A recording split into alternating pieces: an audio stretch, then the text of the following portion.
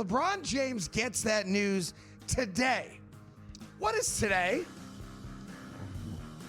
Today's his birthday. Oh, I'm sorry. The greatest birthday gift that LeBron James has ever gotten is the reality, the smack in the face that he's no longer an all-star. The Craig Carton Show. Only on SportsGrid.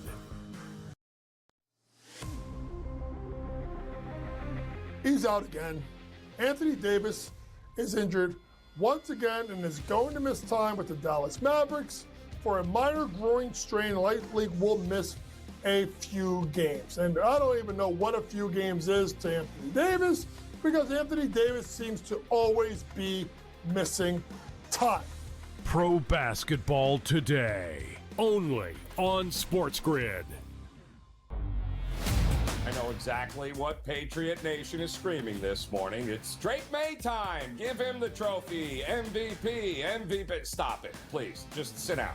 Yes, Drake May has had a nice season. But let's be real. He has played a JV schedule of defenses. He is carving up the easiest slate of defenses in the NFL this season. Congratulations on your beatdown of the Jets. The Early Line. Only on SportsGrid. The champagne pops. The clock strikes 12. But New Year's isn't won at midnight. It's won on the gridiron. Every snap, every number, every edge that matters. Don't just watch the ball drop. Watch the odds drop. College football playoff coverage. Live lines. Smart analysis. All New Year's Day. Only on SportsGrid.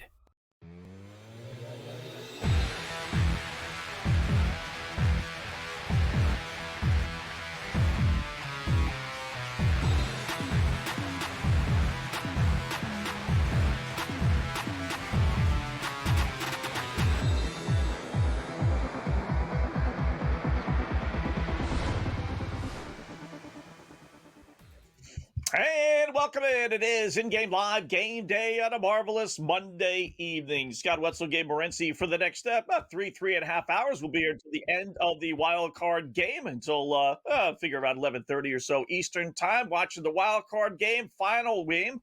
Hopefully tonight's game will be as wild as the previous five. We got a little NBA, we got a little NHL, we got some college basketball, but I do have a game that started about an hour ago. I haven't checked the score. That is just an absolute monster under trend game.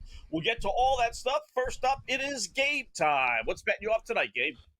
Well, countdown to kickoff is on right now. Stakes obviously as high as they could possibly be, and something's got to give here, guys. The Pittsburgh Steelers don't lose on Monday nights at home. And in fact, the last time the Pittsburgh Steelers lost at home on Monday night, the movie Terminator 2 had just come out. The number one song in America was Michael Jackson's Black or White. All right? The internet didn't exist. Like, that's how long it is since they've lost on Monday night at home. And then you got a Houston Texan team that this is the first time, guys, this is amazing. The Texans have been in the playoffs 8 times before.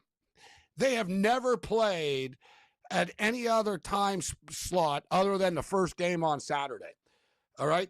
And I'm sure you've heard by now that, oh, yeah, by the way, the Houston Texans have never won a road playoff game in franchise history. So something's got to give. They're 0-6 on the road in their playoff history, and the Pittsburgh Steelers haven't lost at home on Monday night since 1991. Something's got to give tonight. Yeah. I'll tell you what, Gabe, if you like trends, and I love trends, right? But you give me a game, and I guarantee you I will find you a great trend for each team. It really is an exercise in futility. But I will say for tonight, 8 out of every 10 trends you see, it all favors Pittsburgh. It really does. But with that, we'll do our opening pickoff, and I'm going to buck those trends. Every once in a while, that's what you have to do. I love the Houston Texans tonight. You know what? I don't care if they're 5,000-0 on Thursday nights, Monday nights, if Houston is 0-16, opening round games, never gone to the second round. I see this Houston team, and I see this Pittsburgh team. I don't care where they're playing. I know it's a dome team. It's cold, but it's not like freezing 0 degrees in Pittsburgh right now. Give it the Houston Texans. They're the better team. I think their defense is going to win this football game for them. I do like the Houston Texans as well in this game. And listen, I like the Houston Texans in the big picture as well. They are a very dangerous football team. We could argue who has the best defense in the National Football League, but I think you could say, all right, it's Seattle and Houston. And I'm sure the Denver Broncos would have something to say about that. But they have a punishing defense. And the thing with the Texans is they don't just tackle you. Like, they tackle you hard. Like, they hit you hard. Like, they're not dirty, but they just play so fast and aggressive, and they're just stacked with talent on the defensive side of the football. But what makes the Texans sort of a sleeper and better than people realize, you'll hear people say, well, the Texas defense, but I don't know about this or that.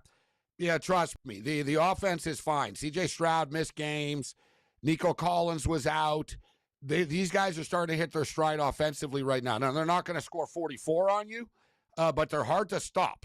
All right, like Nico Collins, one of the best wide receivers that nobody talks about in National Football League, and Marks is a decent running back as well. And C.J. Stroud is sneaky good, and he's starting to get into a zone once again. They're a dangerous team, but Pittsburgh, man, it's not going to be easy. All right, it's a playoff game on Monday night, but Scott, I would say, do the money line, but it's minus 160, so I'll tell people to lay the 3, but don't be surprised if this game is a push, guys. Yeah, which is why my next play is going to come into play. That's a teaser. Most people in Vegas will say don't go through 0 when you do a 6-point tease, especially if it's 3. But here's the other thing about most people in Vegas. They lose. That's why there's Vegas, right? So I'm going to take Houston and move them from -3 to +3 because it's really 6.5. Because the people don't tell you, in a 6-point tease, most books will give you a push if they lose. 7-point, 8-point, 10-point, whatever. If you get a push, you lose. So when you're getting Houston +3, you're really getting Houston +3.5 as long as you win your other side. They'll pay it off as an even bet. So give me Houston from -3 game to +3, and I'll go over 32.5. I don't understand when people do the 6-point teasers. If you're going to do it, you might as well just do the 7 and get the point, which is what I did. And I just got Houston at 4. Except, honestly, in the modern era, most books, like if your book is calling it a loss on a teaser, you got to find a new book, right? Like that's old school street bookie type stuff. Oh, one of the games tied on a teaser. Sorry, the whole thing loses, right? Like that's old school bookie type stuff. For the most part now, like the other, if you push on one, the other 2 will pay, right? And it'll sort of pay as a 2-teamer after. But I don't disagree. And I do agree. I don't buy into the don't cross 0 and all that type of stuff. There's a lot of stupid things that people say that they believe. Not everybody's right and not everybody's wrong with this stuff. But if Pittsburgh does win, it's probably by 3. So you're getting a nice little cushion here with the Texans. So I do agree. It's funny, Bet365, they don't even let the teaser anymore. You try to do a teaser and it says not allowed. And I'm like, What the hell? And then I realized, I'm like, all right, I'll just go to same game parlay, and it is allowed. So it's this, dude, it's call it what you want. It's the same damn bet. So now I create my own teaser, Scott, under same game parlay. You know what I mean? Same game parlay. But that's what they want. They want you playing. And I think they do it deliberately, Scott. You and I talked about it. Yeah, give them a free taco, and they'll buy a Coke. I think their deal is, don't do the 2-team teaser. Let's bump them into the same game parlay room, and they'll inevitably add more to it.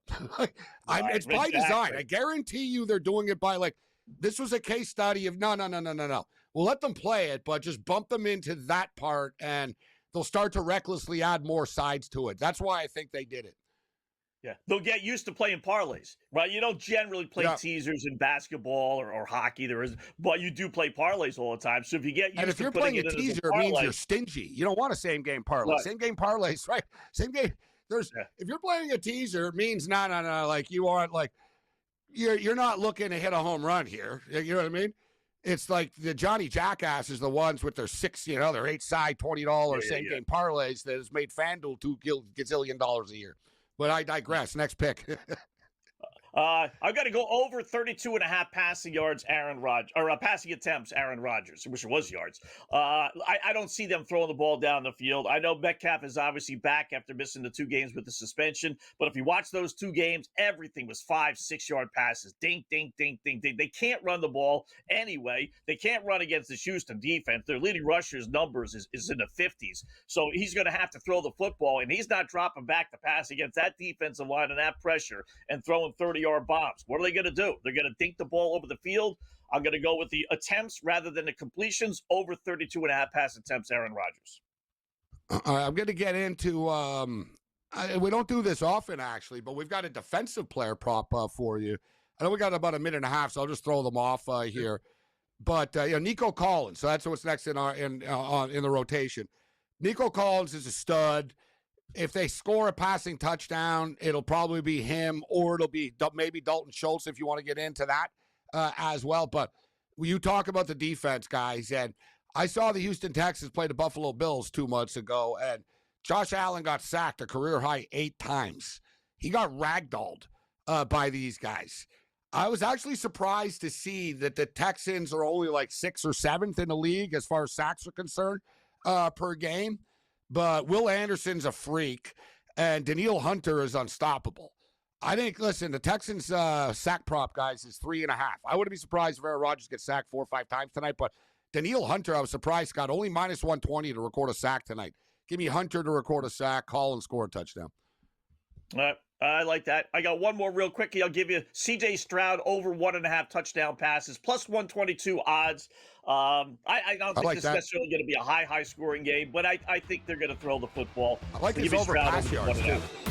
226.5. Let's 4 plays on the other side when we come back.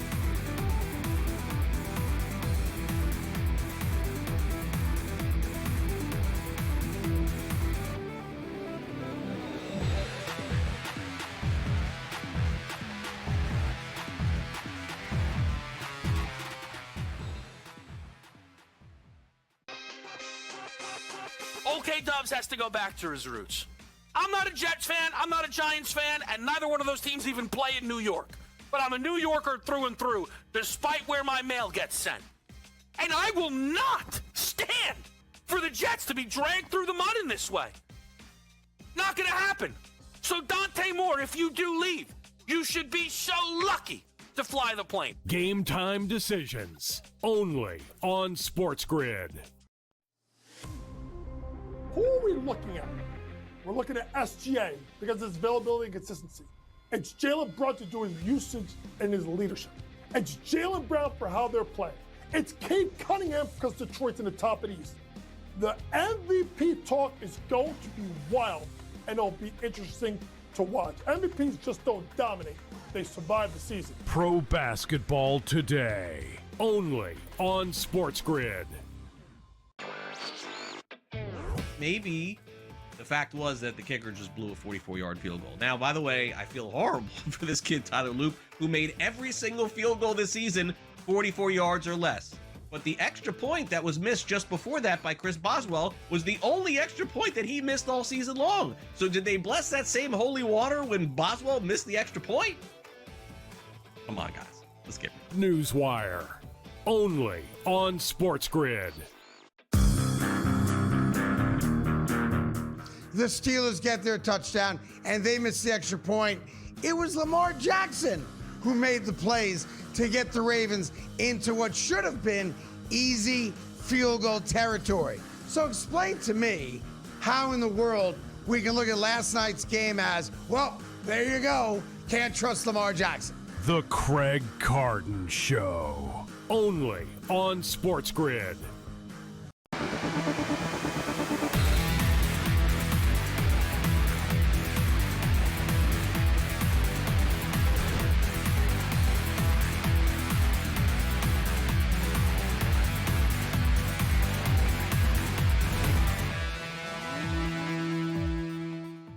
All Hi, welcome back in Game Live. Game Day here on the grid. Scott and Gabe just getting underway. They throw two more quickies here before they do the opening kickoff, although you can get both these games in Game Live at FanDuel anyway. I like Keith Gainwell over 30.5 receiving yards. Goes back to my Aaron Rodgers throwing nothing but dump passes. He did that. This guy had two tremendous games these last 2 weeks without DK Metcalf in the game. But again, Metcalf is back, but I think that's the way the offense is going to go. And if that's the case, Gainwell, who's quickly becoming in good feature with Rodgers, is going to get us 30.5.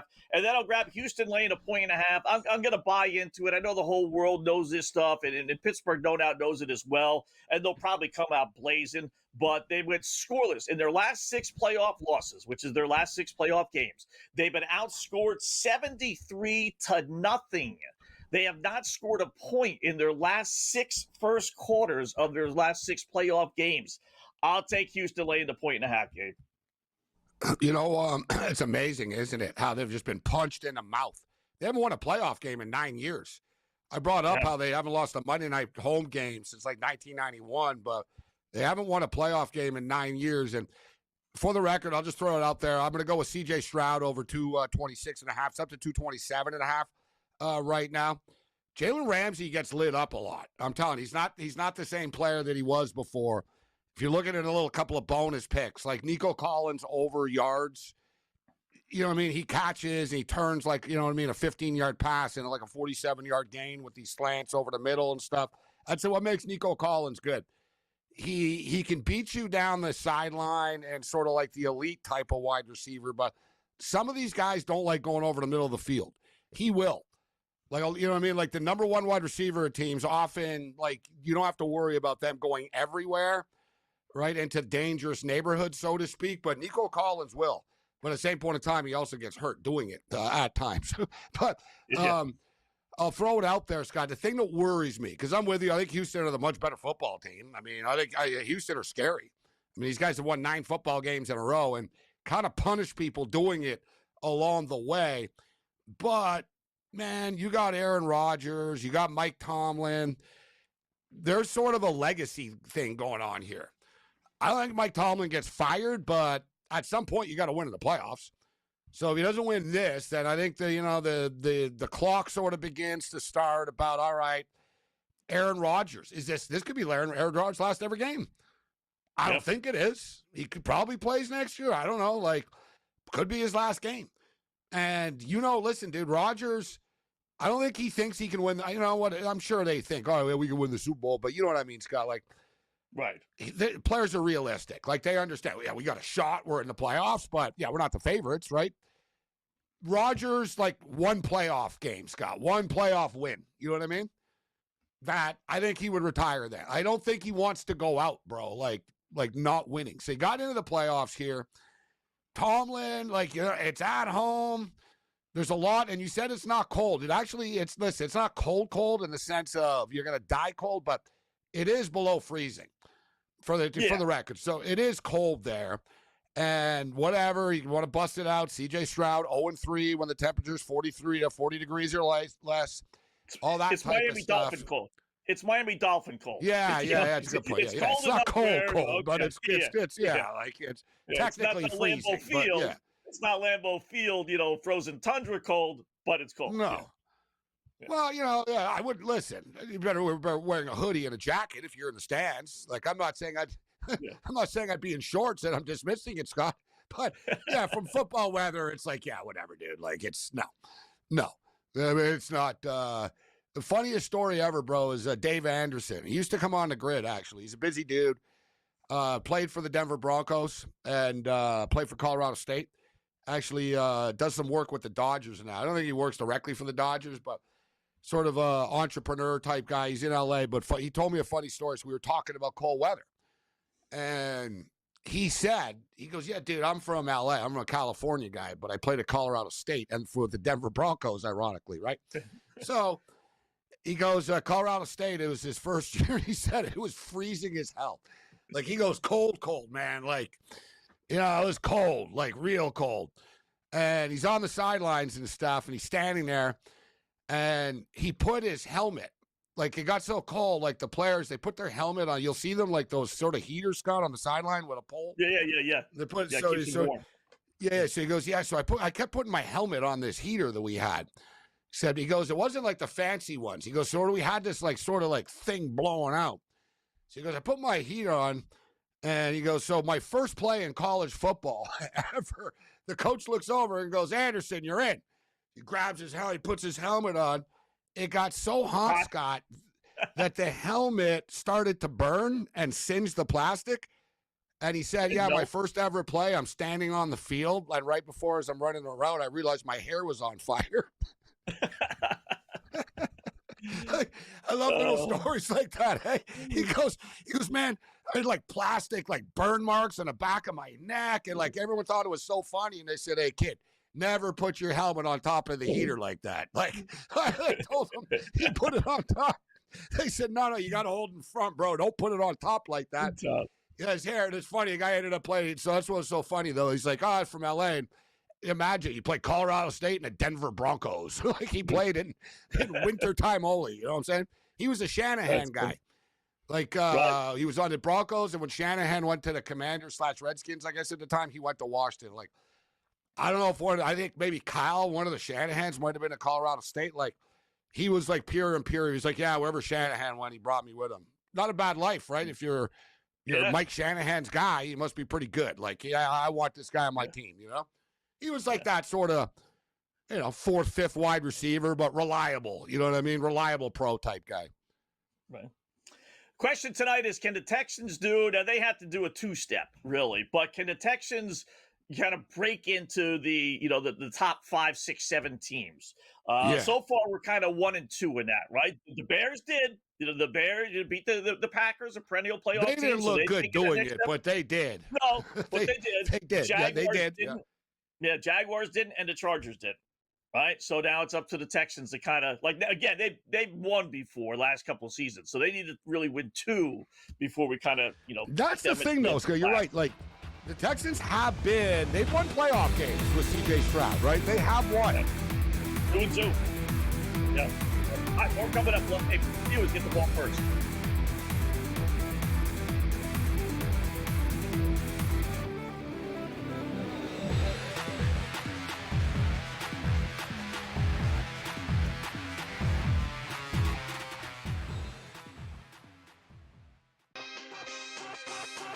Okay, Dubs has to go back to his roots. I'm not a Jets fan, I'm not a Giants fan, and neither one of those teams even play in New York. But I'm a New Yorker through and through, despite where my mail gets sent.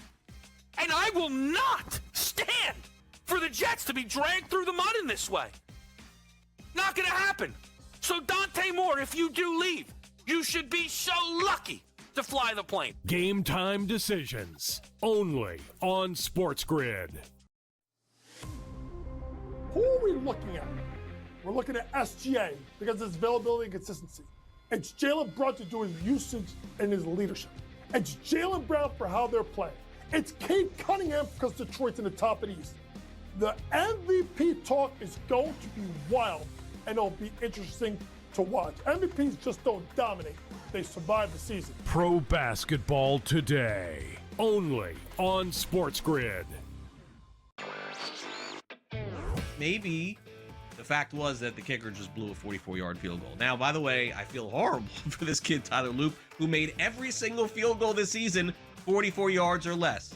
But the extra point that was missed just before that by Chris Boswell was the only extra point that he missed all season long. So did they bless that same holy water when Boswell missed the extra point? Come on, guys. Let's get it. Newswire, only on SportsGrid. The Steelers get their touchdown, and they miss the extra point. It was Lamar Jackson who made the plays to get the Ravens into what should have been easy field goal territory. So explain to me how in the world we can look at last night's game as, well, there you go, can't trust Lamar Jackson. The Craig Carton Show, only on SportsGrid.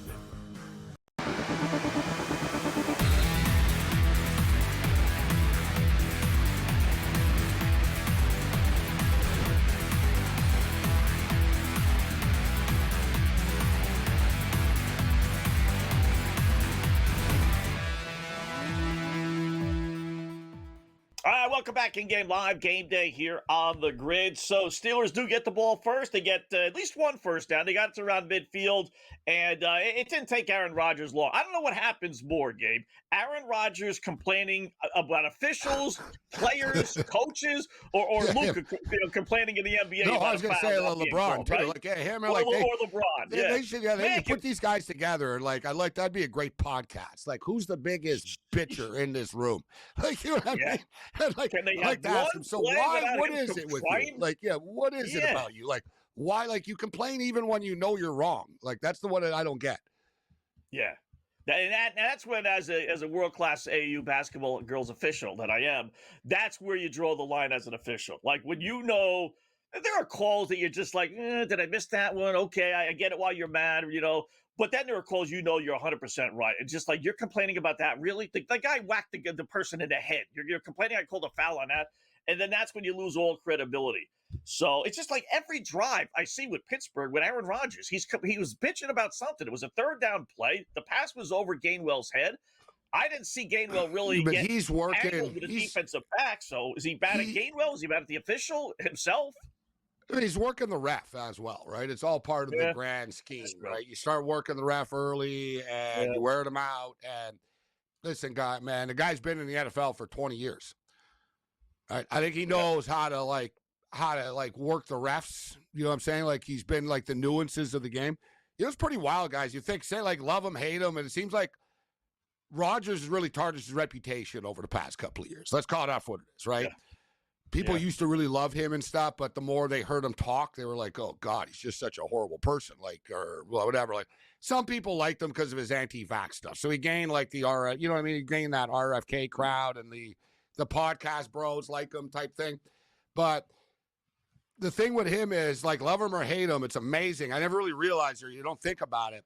He's been in the NFL. This is his 21st year. He's only 40. Imagine you have been more than 50% of this guy's life. He's been an NFL football player. Wow. You That's get crazy, basketball players like that. You don't get football players generally like that. He's 40 years old, 21 years in the NFL. More than half of his life, he has been playing in the NFL. So that's what I'm saying. Like, so when I said, I don't know, like, he's pitching, he knows what he's doing. Like, you know what I mean? Like, they're saying, I was surprised though, Scott. I heard him mic'd up. Oh, there's a big play. There's a big play for Kirk. That's gonna help. That's gonna help the Chuck. That's what I'm saying with Stroud. He throws a good deep ball, guys. The Texans sort of soften you up, and then they like to throw these bombs. Did he catch it? Look at it. What a catch! Christian Kirk sort of forgot about him in the football world a little bit. People did. Yeah, got thrown to the side there. You can make the case, Gabe, depending on how you are as a Pittsburgh Steeler fan, that you may lose the battle, but you win the war if you lose the game tonight, right? You win tonight. There's a pretty good case, or a decent case, that Aaron Rodgers comes back and he's your quarterback for 2026. I think he comes back either way, but if he wins, he's coming back for sure. You're right. Right. And I think he comes back. If you lose, that could be the end of Rodgers, at least with Pittsburgh anyway, and it could also be the end of Mike Tomlin. If they lose 30, now it all depends on how you feel about Mike Tomlin with Pittsburgh. That's why I say it all depends on how you feel about it. If you lose 30-13, maybe Aaron Rodgers and Mike Tomlin are gone next year. If you're a Pittsburgh Steeler fan, you want Mike Tomlin fired, you're an idiot. Right. Like, point blank. Me too. So you want Kevin? Who's gonna leave? So, no, I'm not saying you, but I'm saying So we're gonna hire Kevin Stefanski? I know, right? Like, all right, Cliff Kingsbury. Like, all right, like, well, who's the coach of the Pittsburgh Steelers then? That's gonna win you 10 games every year and get you to the playoffs 19 years in a row. Yeah. It's not like they have a ton of great players, guys, right? Like, he does a good job. I understand the frustration about getting over the top, all that stuff. But I think that's ludicrous talk. What I don't like, Scott, is how the Pittsburgh Steelers have become like Indiana, where they're in this one-off quarterback thing every year now, right? Like, they don't have a plan. They don't have, like, so the point is, they need Aaron Rodgers, Scott. As crazy as it sounds. Who are they going to go? Who are they going to go? Seriously, you can do. All right, honestly, you don't say Aaron Rodgers doesn't come back. Who's the quarterback of the Steelers next year? Malik Willis? Seriously, Malik Willis? Okay. Yeah, exactly. So you want Malik Willis? You want Aaron Rodgers right now? Aaron Rodgers can still throw the ball. Yeah. They have to, they're doing what the Jets tried to do and just lost patience. Yeah, it just didn't work for the Jets. Yeah, exactly. It's Jets. And not fully their fault. Poor bastards. I mean, the guy got hurt basically 2 seconds after he ran out with the flag. Yeah. He literally got hurt on the first play of his Jet career. Like, I mean, it kind of like just sort of like just. It went downhill from there. The Jet like got called back to the airport, Scott. It was like they took off. It was like, no, the flight's canceled. Like, you got to come back.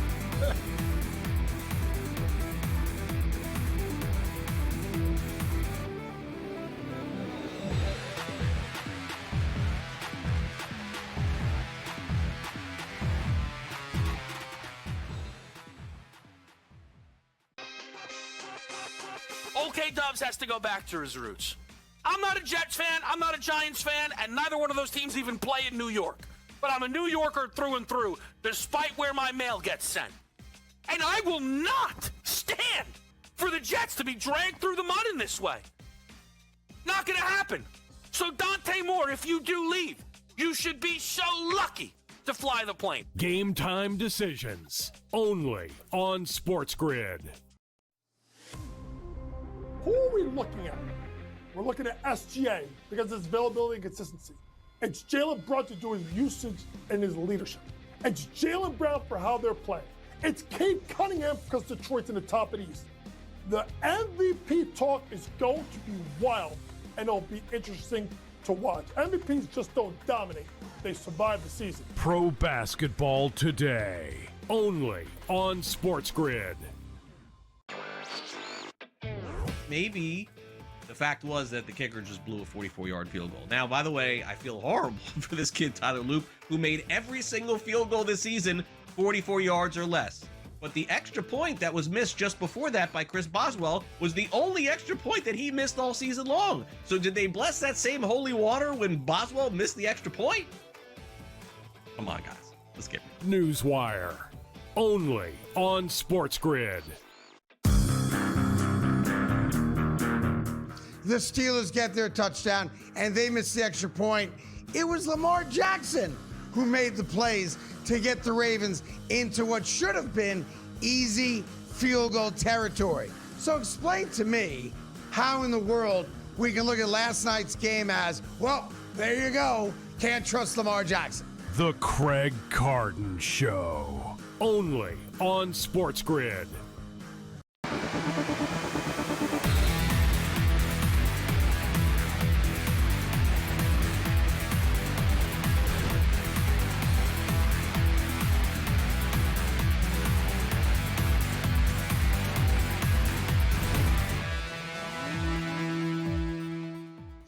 All right, welcome back in Game Live. Game day here on the grid. So, no score from Pittsburgh's first drive. Houston gets the ball deep in their own territory. They take it right around midfield. They have to punt as well. So, 8:54 left to go. Still no score. Looking for our first points, first touchdown, first points, field goal, whatever the case may be. So, I'm surprised the total hasn't moved more. Yeah, it's still only 34.5 from the 38, 38 and a half it was. Yeah, close at 38. I saw. 34 and a half. Yeah. We've seen overreactions in the past, like quick with these games, with the point spread and especially the total, where it's like, whoa, like I would have figured it would have fallen a touchdown by now almost. But it really hasn't. I mean, 34 and a half, it's really kind of, like I said, I'm a little bit surprised. I'm not saying a full, I guess I am. I'm surprised not like 31 and a half already right now. Maybe just, history, afraid of history repeating itself. Bears, Packers, 31 points in the fourth quarter. Rams, Carolina, 28 points in the fourth quarter. Jacksonville, Buffalo, 28 points in the fourth quarter. Philadelphia had 16. It still went under, but close to it. The only one that really did was last night's it's like Chargers the college game. So maybe they're a little leery of dropping it because they know it's coming eventually. The college games was the same thing. The Ole Miss game against Miami was the same thing. It opened up late, and that was our theory, Scott, going in with the first quarter under, and we had the pick six in the Indiana-Oregon game to start the game. But like all the NFL games, you're right. Like if you bet the pregame total, they've been getting there. Every game has gone over so far in the NFL except for the game last night. And I guess you could say the Buffalo game, debatable, what you had it at. Depending. Was it 51, 51 and a half? Like, you know what I mean? It was sort of like around that all week, 50 and a half, 51, etc. So depending on when and where you bet it type of deal. But yeah, they all sort of played to the over except for last night because the Chargers. See, that's another thing, Scott. Like people talk like about coaches. Okay, what's different now with Harbaugh than it was with Brandon Staley, bro? Right. Like if that was Brandon Staley, he'd be getting lit up. Like at what point too? Like Herbert gets a free pass all the time. At what point is like, yeah, well, Herbert never wins in the playoffs. It was always, wow, Staley's an idiot. Their defense is this, they're that, they're whatever. Like I saw something crazy, man. A stat about last night's game that Herbert actually had over 3 seconds on average in the pocket last night. Which is like the most, the second most, the second most that he had this year. And he also had his wide receivers. Like, I get it. So people say, okay, well, offensive line isn't there. Okay, Joe Alton, Slater. Okay. He had 3 seconds. Yeah, he got hit hard, but so did Josh Allen, as we saw. Right? Like he had 3 seconds. He had all the starting wide receivers, McConkey, Quentin Johnson, Keenan Allen. You had your tight end. Like, they're just flat, bro. Flatter than a 2-day-old Coke, like the Chargers. Again, I was really surprised that a Harbaugh coach team was as flat as they were for a playoff game. Yeah. I thought New England was going to win, but I didn't think, not that they rolled over because it wasn't a blowout, but I thought we'd get more out of the Well, when you saw the Chargers get the pick early, you figured, all right, they're ready to play. Let's go. Right. And then they went for it. That was the tone. That was almost the game, Scott. Like, what are you doing, Harbaugh? Like, especially you, Harbaugh, of all people. Let's just take the 3. Well, no, you know what? You got a bonus. You got a tipped interception. Just, all right, we'll take 3 and move on. He doesn't take the 3. Patriots hit a big play. A couple of plays later, ironically enough, they take the 3 and go up 3-0. Like, it's like, dude, you really could have been up 3. And it changes everything. You would have went to the sidelines. All right, let's go. It's 3-0. Let's go. We'll get a play. Like, instead, it was like, oh, we got nothing, even though, like, I knew right then and there it was dead. Like, dead on the wall, dead on arrival, Scott. Like, Chargers are charging. So, guys, you got the ball on the 7-yard line for free, and you got nothing out of it. It's just such a Charger thing to do, man. I said the same exact thing. I was working with Mike Blue. We were doing yesterday's in-game live during the Buffalo game. Same exact thing, Gabe. You know, Jacksonville takes a 7-3 lead. Buffalo fumbles the ensuing kickoff. You get a free drive if you're Jacksonville. You have 4th down. I get it. It's a couple of yards. You should be able to make that. But, you know, I said just kick the field goal. You go into, you take a 10-3 lead. You got all the momentum. A lot of time left. But you don't want to – it's not just 3 points versus 7 points. It's the momentum that you're risking. You kick the field goal there. You go up 7 points. Buffalo's down and out a little bit. You're giving them an opportunity to walk off that field thrilled and happy, and that's exactly what they did. And, you know, long story short, how much did they lose by yesterday? 3 points. I mean, I know the whole thing would have probably changed, but it's like, what is it about these coaches that they don't want to kick field goals anymore? It's nuts. We see the modern, you're right. So the modern coach, they don't need the old school coaches that coach now, like gotten to the Harbaughs of the world and stuff even now, this analytics crap. But also, you're right. I don't understand this guy. Like, it's almost as if though they think, oh, well, we got this turnover. We better get 7 out of it. It's like, no, man. 2 minutes ago, you would have been happy if you were told, oh, we're going to get 3 points in a minute. Right? Yeah. It's like they find like something and they need to like, no, we got to turn this into 7 right now. And Tom Brady, say what you will about him as an analyst. He's getting better every week, obviously, but Brady said something last year, and it really stuck with me, right? And he said the same thing you and I said. He goes, it drives me crazy watching these coaches go for it all the time.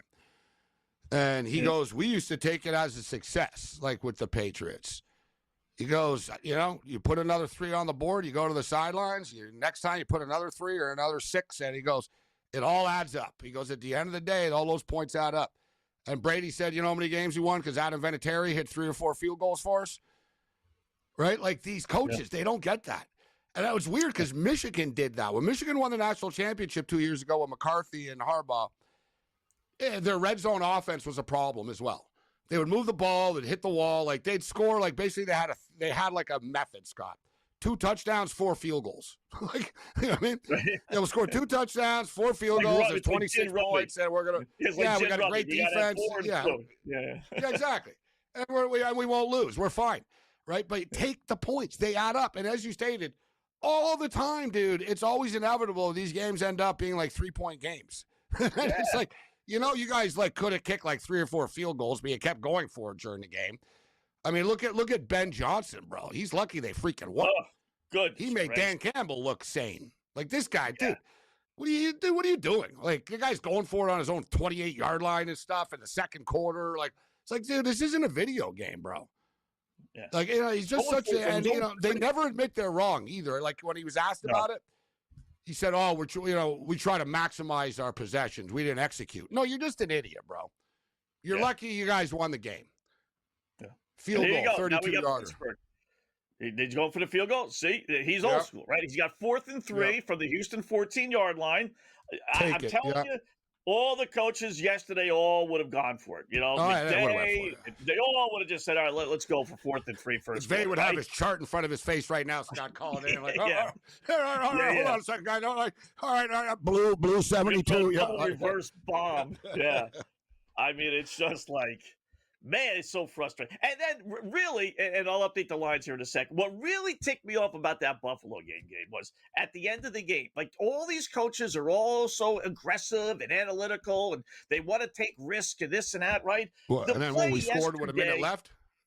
Exactly. The play is to take a knee on first down. You just had a tush push for 10 yards. The thought that you're not going to get 1 yard on your next 3 possessions or 3 plays because you had 3 timeouts is crazy to think you weren't going to score. The stupid thing they could have chewed up. They could have chewed up like 1 play. You're right.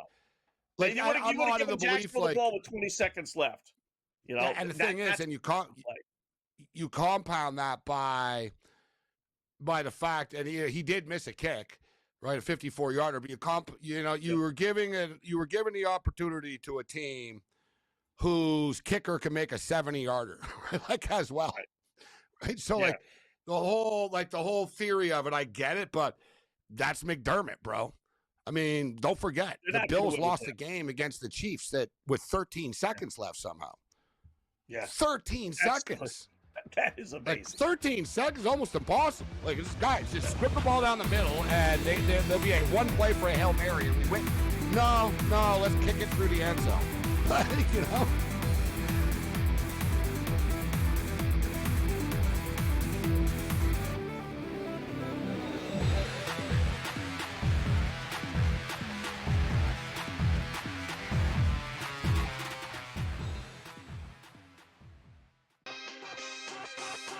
Okay, Dubs has to go back to his roots.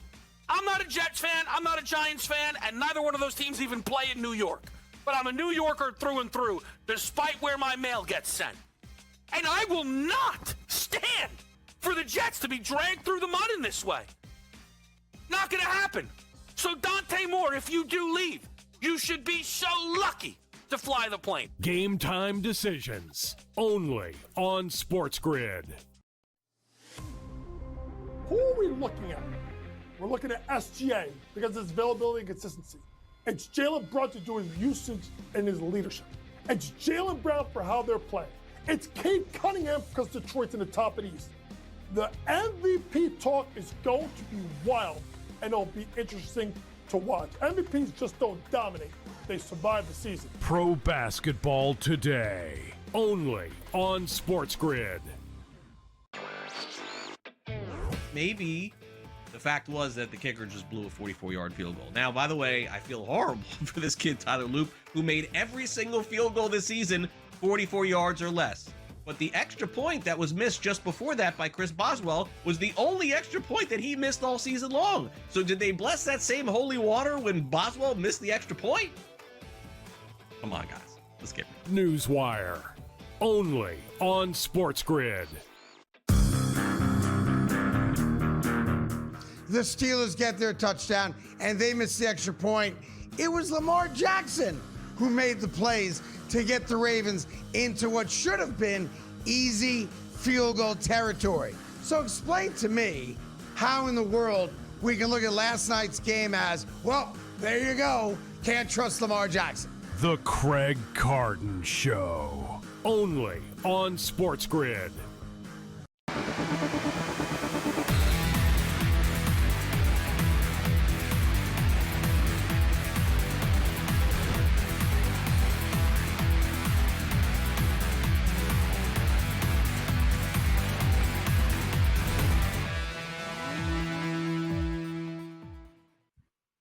All right, welcome back in Game Live. Game Day here on the grid. So Pittsburgh opens up the scoring with a field goal, 3-0. They've gone from a 3-point dog to a 1.5-point favorite. That's a pretty good swing for a 3-0 game. 4.5 points in essence. Over under is down. Finally dropped quite a well. Actually, no, it didn't. 35.5. I'm thinking it was 45, but no. So 3-0 Pittsburgh. Houston's got the ball, 3rd and 1 at their own 35-yard line. And they are getting a 1.5 points. I still think they come back and win. No big deal. 3-0. That's okay. And we love the fact that Tomlin, kicked the field goal there. Why not? And Houston first half. And, our Houston laying a 1.5 points first quarter is in a little bit of a despair. Now we need them to get a touchdown before the end of the first quarter. Just a little fun bet. Just a little couple shekels on that one. So we did have, by the way, our anti-celebration, real quickly to the NHL tonight, anti-celebration system, which I didn't realize. I didn't get the bet in, but Detroit, good thing I didn't, because Detroit's up 3-0. They're retiring Fedorov's uniform tonight. I don't know what took them so long. This guy hasn't played in 15 years or 20 years. Yeah, I was surprised. I was surprised to see that as well. When I saw Fedorov's name online as much as I did earlier today, I was like, oh, God, did he die or something? And then I saw, because people were sort of honoring him, and I'm like, what's going on with Fedorov? I realized, too. Yeah. I'm like, and that first thing I thought, I'm like, how the hell is this guy's jersey not already retired? Like, what are the guys? Like, it's been 35 years or whatever since he played. Like, what are we doing? Yeah.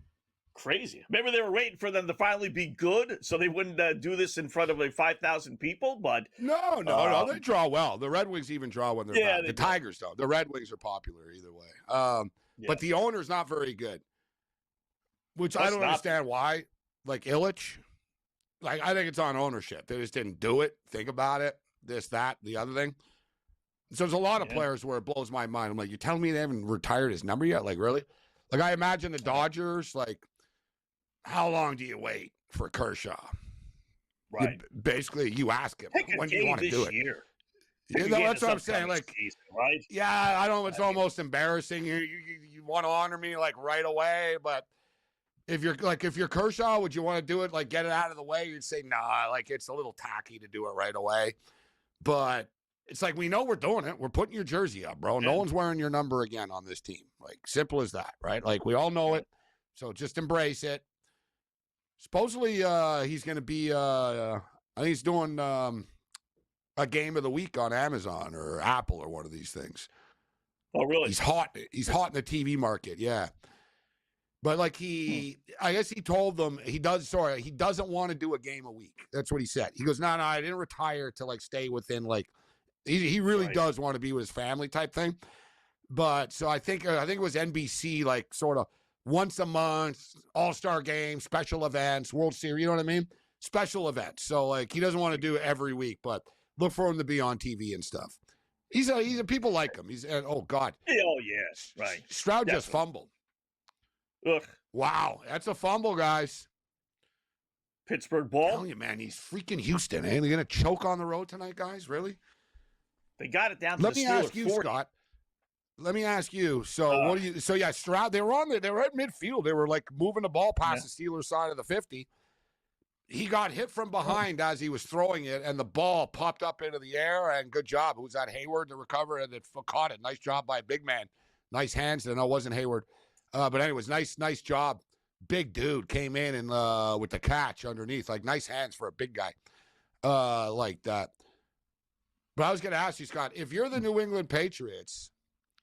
Would you rather play the Houston Texans or the Pittsburgh Steelers? Oh, Pittsburgh. So it's right away. At home. So I'm thinking the same thing, too. I'm like, all right, automatically, right? Like, because I'm thinking from a Bills perspective. I'm like, what's best for the Bills? I'm thinking best for the Bills would be like, all right, beat the Broncos and play the Pittsburgh Steelers if the Steelers could somehow, like, get through this. Right? Because the Bills would have to go on the road to either Denver. Let's say they would beat Denver. They would have to go to Foxborough, or they'd have to go to Houston, or they'd have to go to Pittsburgh. But if Pittsburgh win this, we can't really dismiss them then, right? Because no one thought they were going to win tonight. Yeah. But if they win, this will be their one win, though. This will be their only win. Yeah. No, these guys are the Sunday nighter. Yeah, but it's still Monday right now. Oh, sure. Yeah, no, you're right. Sorry. Yeah, right. Yeah. So stupid they're playing on a Monday, huh? I know. I'm glad for a show right now, but you know what I'm saying. Like, it's just, why? Like, you want to talk about competitive imbalance. You got teams playing on Saturday. You got teams playing on Monday. Now you got them playing again 5 days later. Like it's insane. Look at the Buffalo Bills. The Bills are in Jacksonville on Sunday, and it's not official yet. It will be. The Bills and the Broncos will be the Saturday 4:30 game. Point blank. It's going to be. Yeah. It's, you're playing, the 49ers are playing Seattle, and both these teams are coming off buys. They both played, San Fran played yesterday, and Seattle was off. So you got a team playing on a short week, San Francisco, against a team that had a bye. You couldn't put that game on a Sunday, at least give the 49ers 7 days. Same with the Bills. Same thing with Buffalo. I guess they're rewarding the number one seeds. Look, the Bills played Sunday, and now you got them playing the first Saturday game. Dude, why? Doesn't make any sense. If you're going to do it, Scott, and you know what? I don't like locking teams into time slots, but if you're going to do it, the Bills should be playing Sunday at 1 again. Like, you know what I mean? Or Sunday at 4, whatever. Like, it should be the same. Like, why are the Patriots? And think the Patriots aren't even a 1 seed. Why are they getting this gratuitous back-to-back Sunday night football games at home? Yeah. It's like, all right, you're at home. Yeah. Like, that's what I would do, Scott. To be like, no. Patriots just got a Sunday nighter at home, and they're not even a 1 seed. They're playing on Saturday now. And Denver, whatever. Denver's the 1 seed, and Buffalo gets a day. Like, it would have made, if we're being fair from, like, a competitive standpoint, Scott, but then we get into, you can't make these teams play Monday Night Football and then the first game on Saturday. They're playing on a short week, and they're playing back-to-back road games, the Buffalo Bills and the San Francisco 49ers, so and they're playing teams coming off buys. I mean, how is that? Either one of these two teams tonight are going to get lit. I don't see how either of them win, really, after. They're going to be in a bad spot. Right. Yeah. I don't know why that would be the headline game. Unless they just think Aaron Rodgers and the Patriots would be the headliner if they were to win. Houston up-and-coming team. But it's just not fair for San Fran fans, or San Fran and the Buffalo Bills. It really isn't. All right, we're coming up. Update the lines on the other side.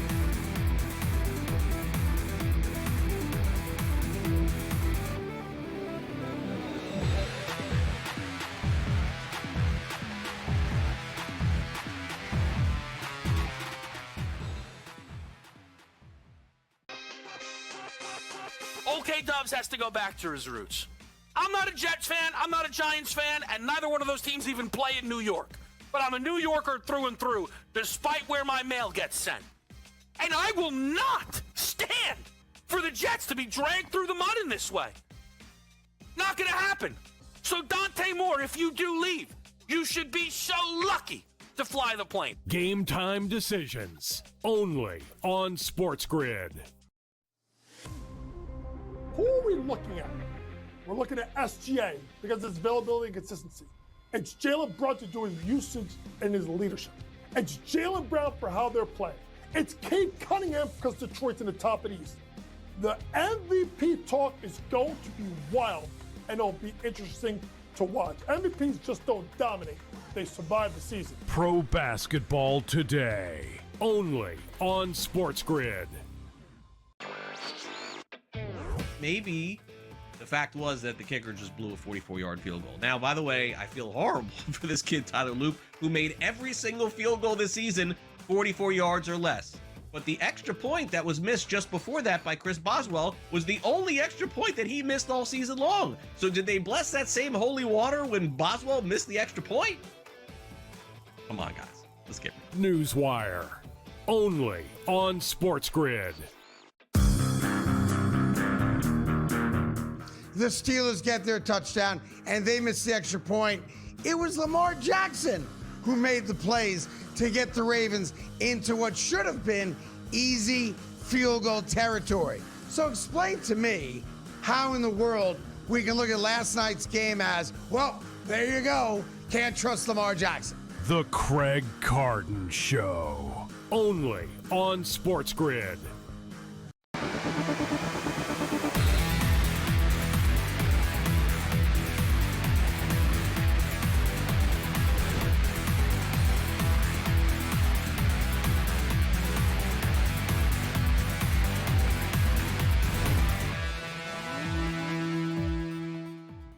All All right, welcome back in Game Live. Game Day here on the grid. Scott and Gabe closing out hour number 1. Watching a little football, a little hockey, a little NBA, a little college basketball as well. 3-0 Pittsburgh leading, and Houston will get the ball back after DK Metcalf dropped a wide open pass. So we are paying attention to the other sports. We mentioned the anti-celebration system, which came into play tonight in Detroit. Red Wings on the ice hosting the Carolina Hurricanes, and they're honoring Sergei Fedorov retiring his uniform number, and that generally brings in an anti-celebration thing. Most people will say, wow, they're going to be celebrating Fedorov. Let's bet the Detroit Red Wings tonight, right? They're all going to be all pumped up, this and what have you. Nah, listen, I've been watching this stuff a long time, and way more times than not, it's the other team that actually wins. Why? Because the other team is ticked off. You could have picked any game, any team, any situation to honor Fedorov, and you chose the game against us. You know, you want to win the game that you're honoring the guy, right? They take offense to that. Not only that, you're sitting around, you're watching the celebration, you're seeing the banner that's being more lifted the for the case, Raptors. Scott. Yeah, No team and you takes just get it ticked off personal. a little bit. They don't care, bro, about, they're honoring. You really think that a team is offended because they're honoring someone on that night? No, the system is usually pretty good because the other team is standing around. Right? The visiting team is in the locker room. They're not watching this ceremony. So they're not out there forever. If you're a Detroit Red Wing player, you're the local player, you got to honor the player. You got to be out there standing in skates. You're on the ice literally for like 40 minutes before the game and stuff. Right? The other team is in the room drinking Gatorades. Right? They don't care about the ceremony. I don't buy into they're ticked off. But I will say, Scott, and each sport is different. Hockey is the best one normally because of that. Because the local team that's honoring someone has to be on the ice for it. Right? They can't ignore it. They've got to be out there. The visiting team can just ignore it and whatever, dude, the game starts 30 minutes later. So it's kind of an advantage for them, but I've noticed, like, in the NBA, it doesn't work as much. Like, NBA players don't seem to get phased as much by the delay, Scott. It's a sport-by-sport thing. Look at the Super Bowl ceremony. Opening night, Thursday Night Football. It's one of the biggest locks in football now, that the defending champion covers the spread on ceremony night. It used to be 30 years ago, it was the opposite, right? Like, the Super Bowl favorite was overpriced. You want to bet against them. So it sort of changes and stuff, right? But I do agree with your hockey one, Scott. But it's not working tonight, is it? The Red Wings are up 3-0. So, the Canes were so mad. Listen, not all systems come in all the time, right? But it is our anti-celebration system. Yes. And I do believe also part of it is, I do think the pride comes into play. And that's why it doesn't work as well in the NBA. Because the NBA player, whatever. I'm still going to the bank. No, but you're more honored by next week. It means, like, well, you know what? Generally they do these games. Normally they'll do these things against bad teams. Right. Right? Because you want to win the game. No, because they want to sell the tickets, Scott. They want to sell tickets. Right? That's who. Like, if you're the Yankees, you're not going to have, like, let's have Joe DiMaggio night against the Red Sox when it's already sold out. Yeah. No, it's all right, look, we got the Twins coming to town. Let's sell some extra tickets by making this that night, per se. Yeah, it's all for tickets. It's not, we want to win, right? It's for tickets. And let's be real, Scott. It's like, when are you available, Fedorov, to actually come, right? It's not like, I think you put too much into this in your head. Yeah. It's like, when are you available this year? Yeah, your family, your friends. Yeah. When are we going to fly you in? I don't know if he's living in the United States or not. Probably not. That's a good point. Like, it's all production. How many hotel rooms do you need? How many people are you coming with? Yeah. Right? How long are you staying? Right? I know there are some cases where these players get paid for this, and there's a negotiation between the player and the team, and the player says, "No, you're not going to honor me for $5,000. You got to give me $15,000. You got to give me $50,000." Well, you want to do like there's sort of a token. Yeah, they're not negotiating per se, like, you better pay me $1 million for my appearance fee, but you got to take care of the guy a little bit. Like, you know what I mean? You're bringing him in. Let's say you're flying a guy from Russia or something. Like, you're honoring him, but you're also the one bringing him in here. Yeah. Right. Like, so you're like, a whole bit. Well, they cover your expenses and stuff. Sort of like being on the David Letterman show. You don't get they don't pay you to be a guest.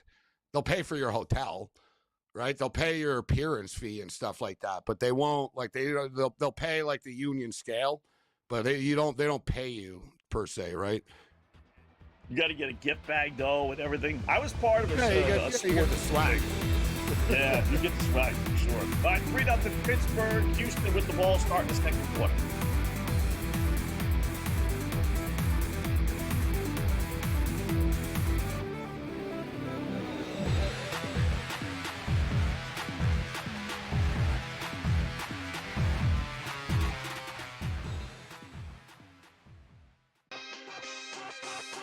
Okay, Dubs has to go back to his roots. I'm not a Jets fan, I'm not a Giants fan, and neither one of those teams even play in New York. But I'm a New Yorker through and through, despite where my mail gets sent. And I will not stand for the Jets to be dragged through the mud in this way. Not gonna happen. So Dante Moore, if you do leave, you should be so lucky to fly the plane. Game time decisions. Only on SportsGrid. Who are we looking at? We're looking at SGA because of his availability and consistency. It's Jaylen Brown to do his usage and his leadership. It's Jaylen Brown for how they're playing. It's Cade Cunningham because Detroit's in the top of the East. The MVP talk is going to be wild, and it'll be interesting to watch. MVPs just don't dominate. They survive the season. Pro basketball today. Only on SportsGrid.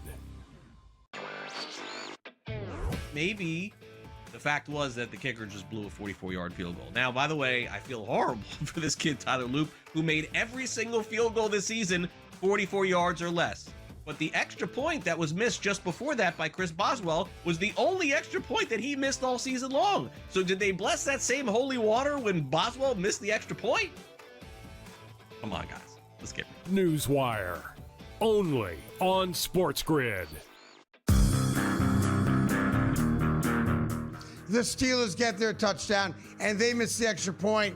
It was Lamar Jackson who made the plays to get the Ravens into what should have been easy field goal territory. So explain to me how in the world we can look at last night's game as, well, there you go, can't trust Lamar Jackson. The Craig Carton Show. Only on SportsGrid.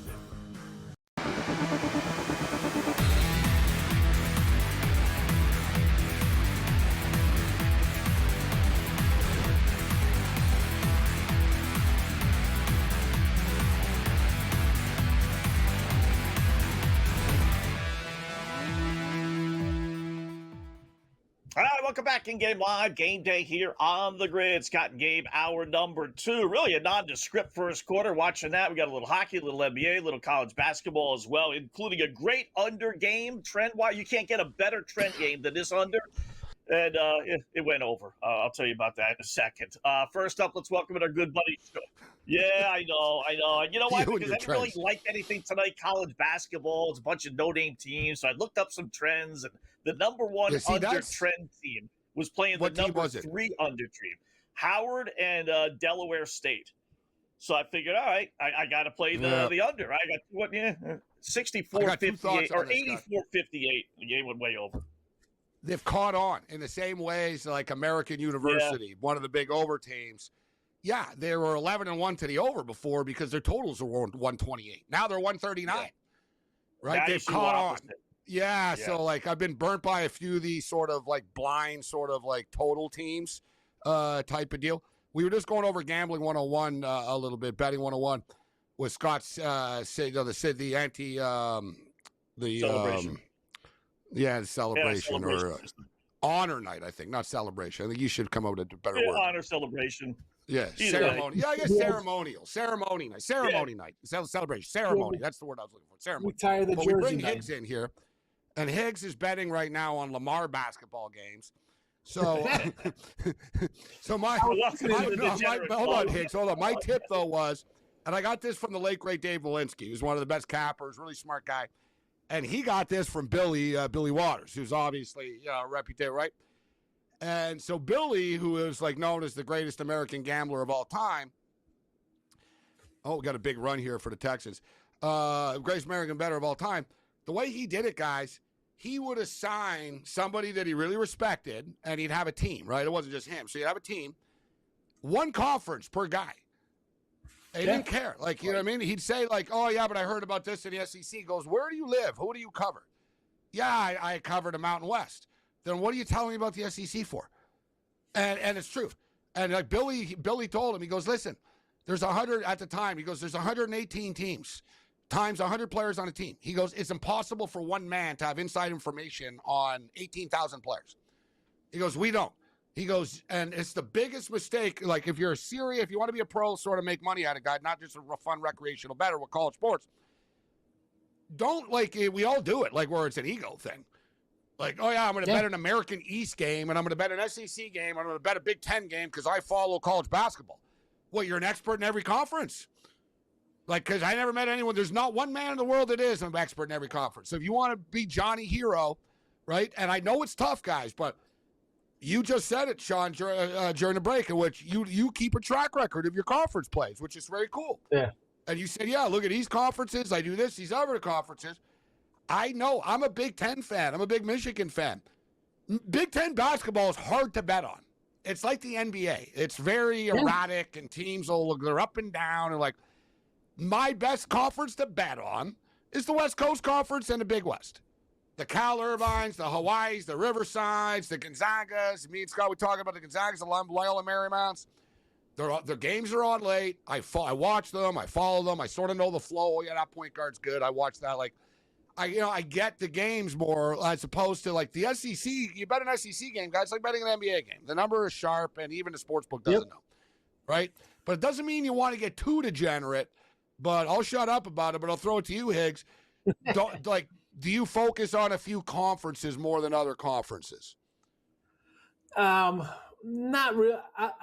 I'll avoid the marquee kind of game. Like, hey, Duke's playing Kansas. Well, is there really an edge on a Duke-Kansas game? No, everybody's got to be. Tomorrow night there's 2 primetime TV games. What are they? I'll get them I'm not going to look at those games. I was telling you, I had the Lamar Houston Christian. I took the 7.5, and they Lamar Houston Christian fouls with 2 seconds, and they lose by 8.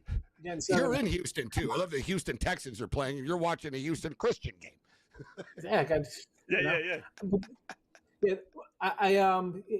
Is Lamar in Houston too? Somewhere down. Is Lamar in Houston too? It's down here. Yeah. Houston. They're all down here. There's like a million schools. Sam Houston. They're all over the joint.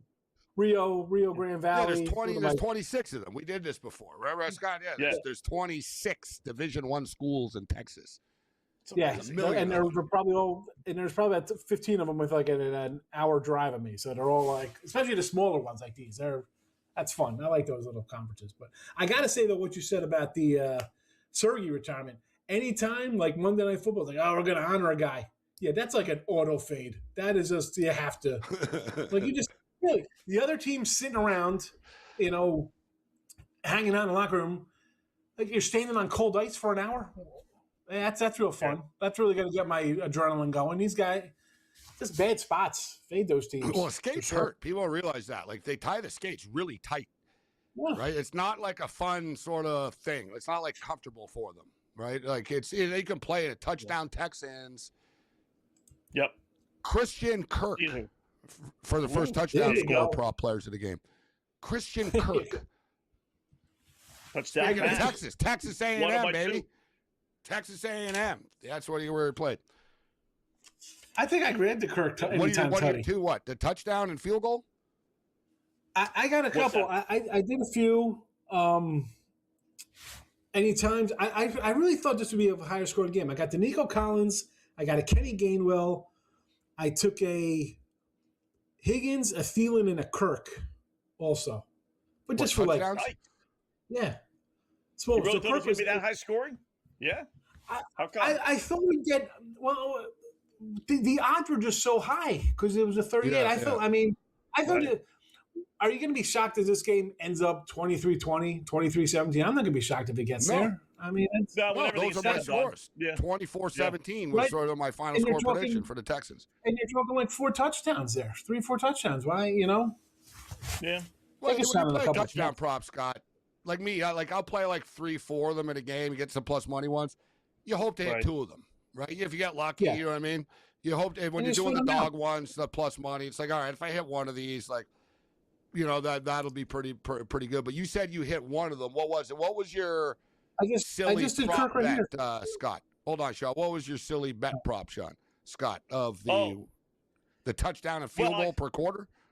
No, I didn't do those tonight. I got C.J. Stroud with 2 touchdown passes, so he's got the one. So I let off that one because I didn't think it was going to be necessarily a high-scoring game. So, yeah, nothing goofy tonight. The Houston first quarter, I lost that one for a couple shekels. I did play 2-point conversion. Yeah, probably when everything's said and done. I just didn't think it would be a shootout. What's the total now? What is it? 36.5. Oh, 35.5. Yeah, 35.5. Yeah, FanDuel. Yeah. And the Texans are now 4.5-point favorites. Who'd you like in the game, Sean? I liked Houston. I had to go with the better defense. But honestly, anytime I've had Pittsburgh, they've lost. Anytime I've gone against them, they've covered. So I don't even know why I even bother getting involved. I couldn't help myself. But I think Houston's a really good team. Like they were playing half the year with no quarterback, no offensive line, no wide receivers, and yet here they are with like the best defense. I gotta give them a fly here because the Steelers. You late 3.5 right now. Yeah. Again, I think this is gonna be like a 24-20 game. I think Houston wins it. Yeah. It's gonna be a close. Although it would be nice to catch a anytime tutty with a Kenny Gainwell here to make it 10-7 or 10-10 at the half would be nice. Get the over going, get the little scoring going. Now the game kind of begins for real. 7-3, where it's all right, let's see what the Steelers can do. Now, all right, first time I'm going to say big drive. Like, it's kind of a big drive for the direction of the game, right? Like, if they get stopped 3 and out, next thing you know, it's 14-3, whatever. You know what I'm saying? Like, do they make it 10-7? But they just showed the skyline shot as they came back, and I'm just waiting for Batman to fly through the air here, trying to catch Bane at the stadium. It's so Pittsburgh, right? That movie there was like Pittsburgh. Like, I'm like, man, here's the bridge. Batman's gonna come flying through here in a second. Texans with the lead, Steelers with the ball. Before we come back.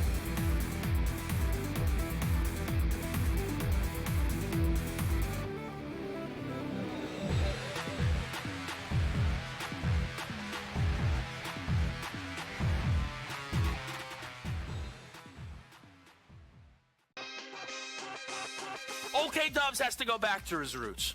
I'm not a Jets fan, I'm not a Giants fan, and neither one of those teams even play in New York. But I'm a New Yorker through and through, despite where my mail gets sent. And I will not stand for the Jets to be dragged through the mud in this way. Not gonna happen.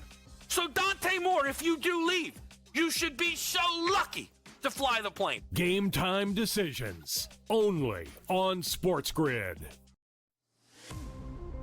Who are we looking at? We're looking at SGA because of his availability and consistency. It's Jalen Brown to do his usage and his leadership. It's Jaylen Brown for how they're playing. It's Cade Cunningham because Detroit's in the top of the East.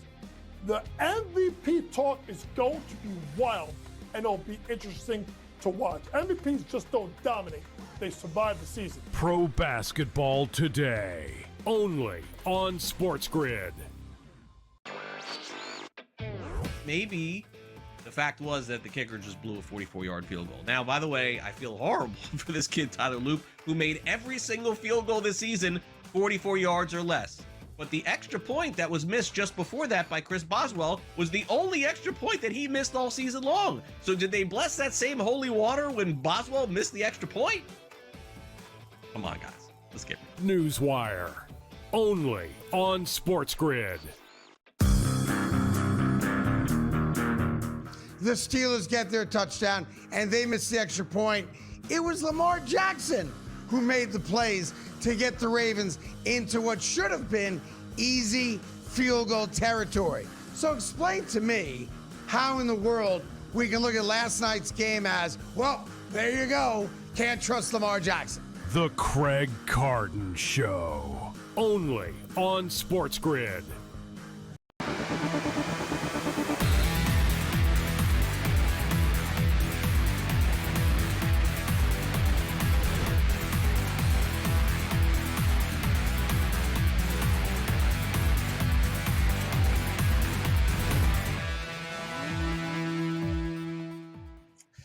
welcome back. In Game Live, Game Day here on the Grid. Scott and Gabe talking with Sean Higgs, winnersandwhiners.com. So we were looking for our first little, moment of truth here series, guys.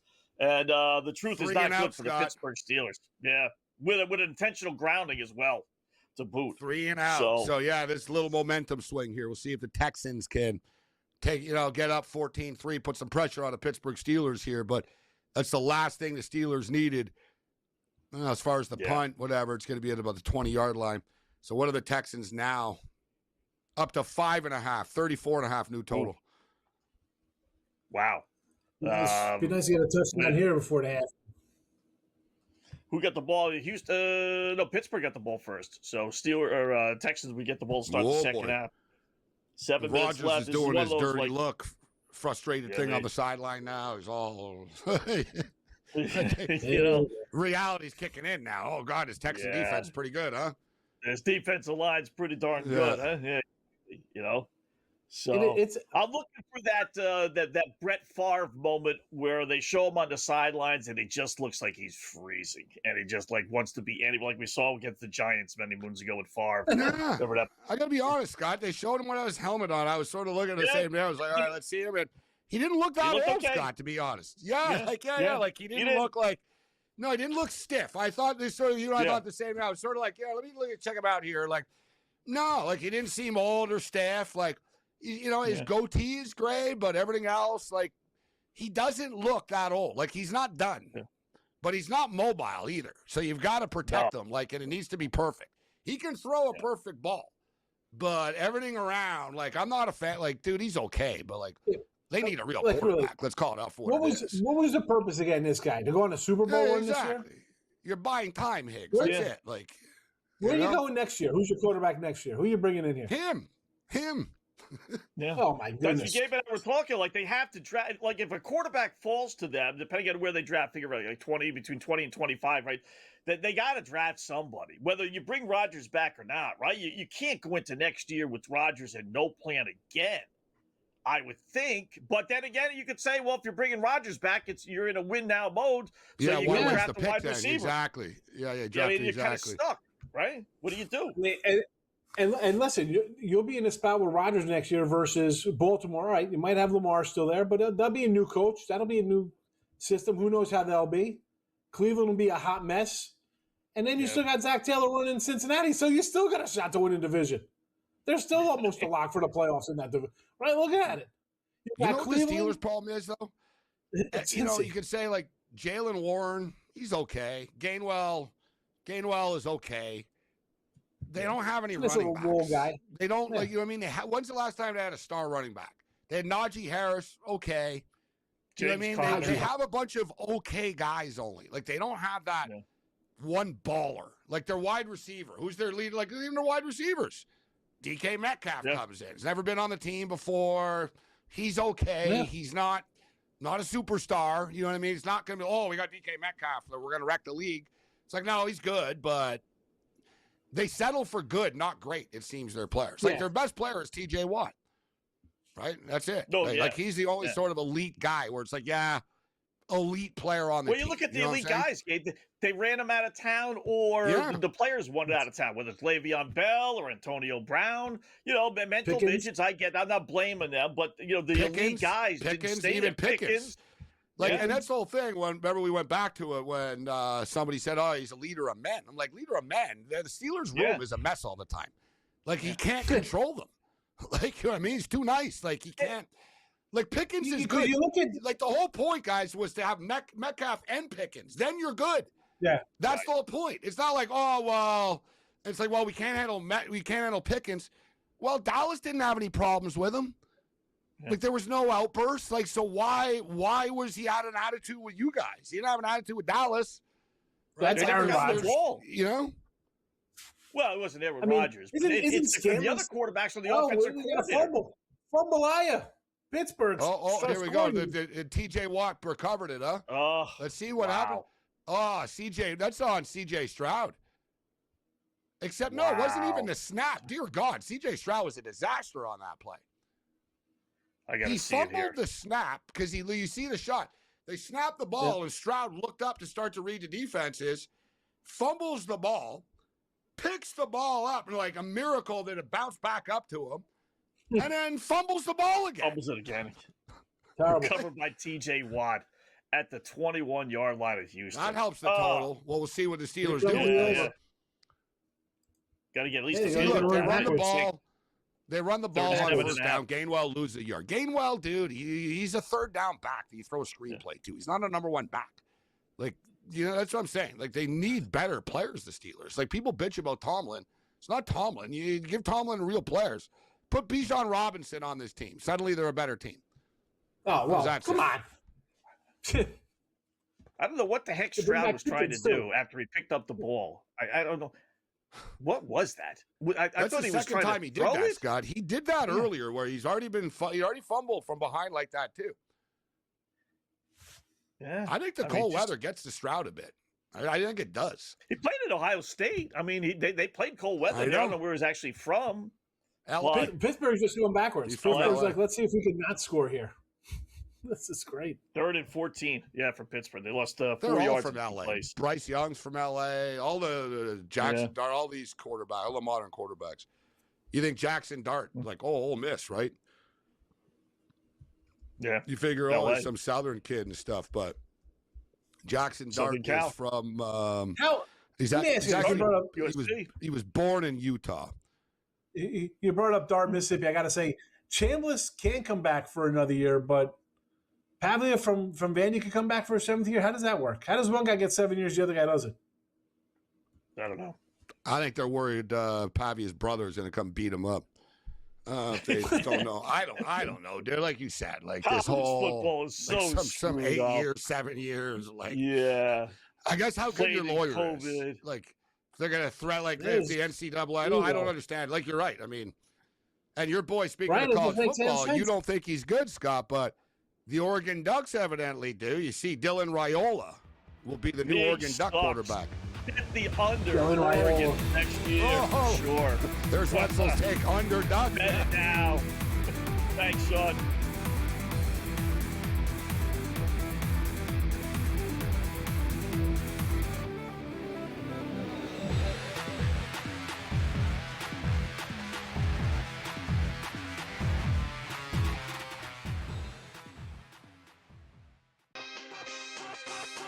Okay, Dubs has to go back to his roots. I'm not a Jets fan, I'm not a Giants fan, and neither one of those teams even play in New York. But I'm a New Yorker through and through, despite where my mail gets sent. And I will not stand for the Jets to be dragged through the mud in this way. Not gonna happen. So Dante Moore, if you do leave, you should be so lucky to fly the plane. Game time decisions. Only on SportsGrid. Who are we looking at? We're looking at SGA because of his availability and consistency. It's Jalen Brunson doing his usage and his leadership. It's Jaylen Brown for how they're playing. It's Cade Cunningham because Detroit's in the top of the East. The MVP talk is going to be wild, and it'll be interesting to watch. MVPs just don't dominate. They survive the season. Pro basketball today. Only on SportsGrid. Maybe the fact was that the kicker just blew a 44-yard field goal. Now, by the way, I feel horrible for this kid, Tyler Loop, who made every single field goal this season 44 yards or less. But the extra point that was missed just before that by Chris Boswell was the only extra point that he missed all season long. So did they bless that same holy water when Boswell missed the extra point? Come on, guys. Let's get it. Newswire. Only on SportsGrid. The Steelers get their touchdown, and they miss the extra point.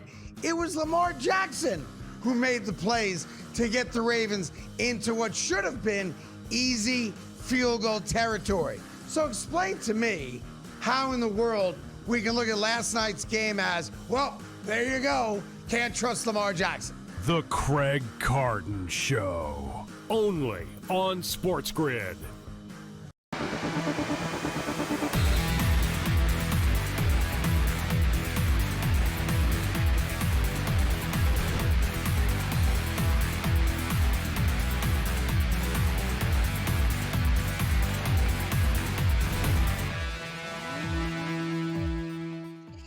right, welcome back in Game Live, Game Day here on the Grid. What do we got? 3rd and goal, I see, for the Steelers. Goes.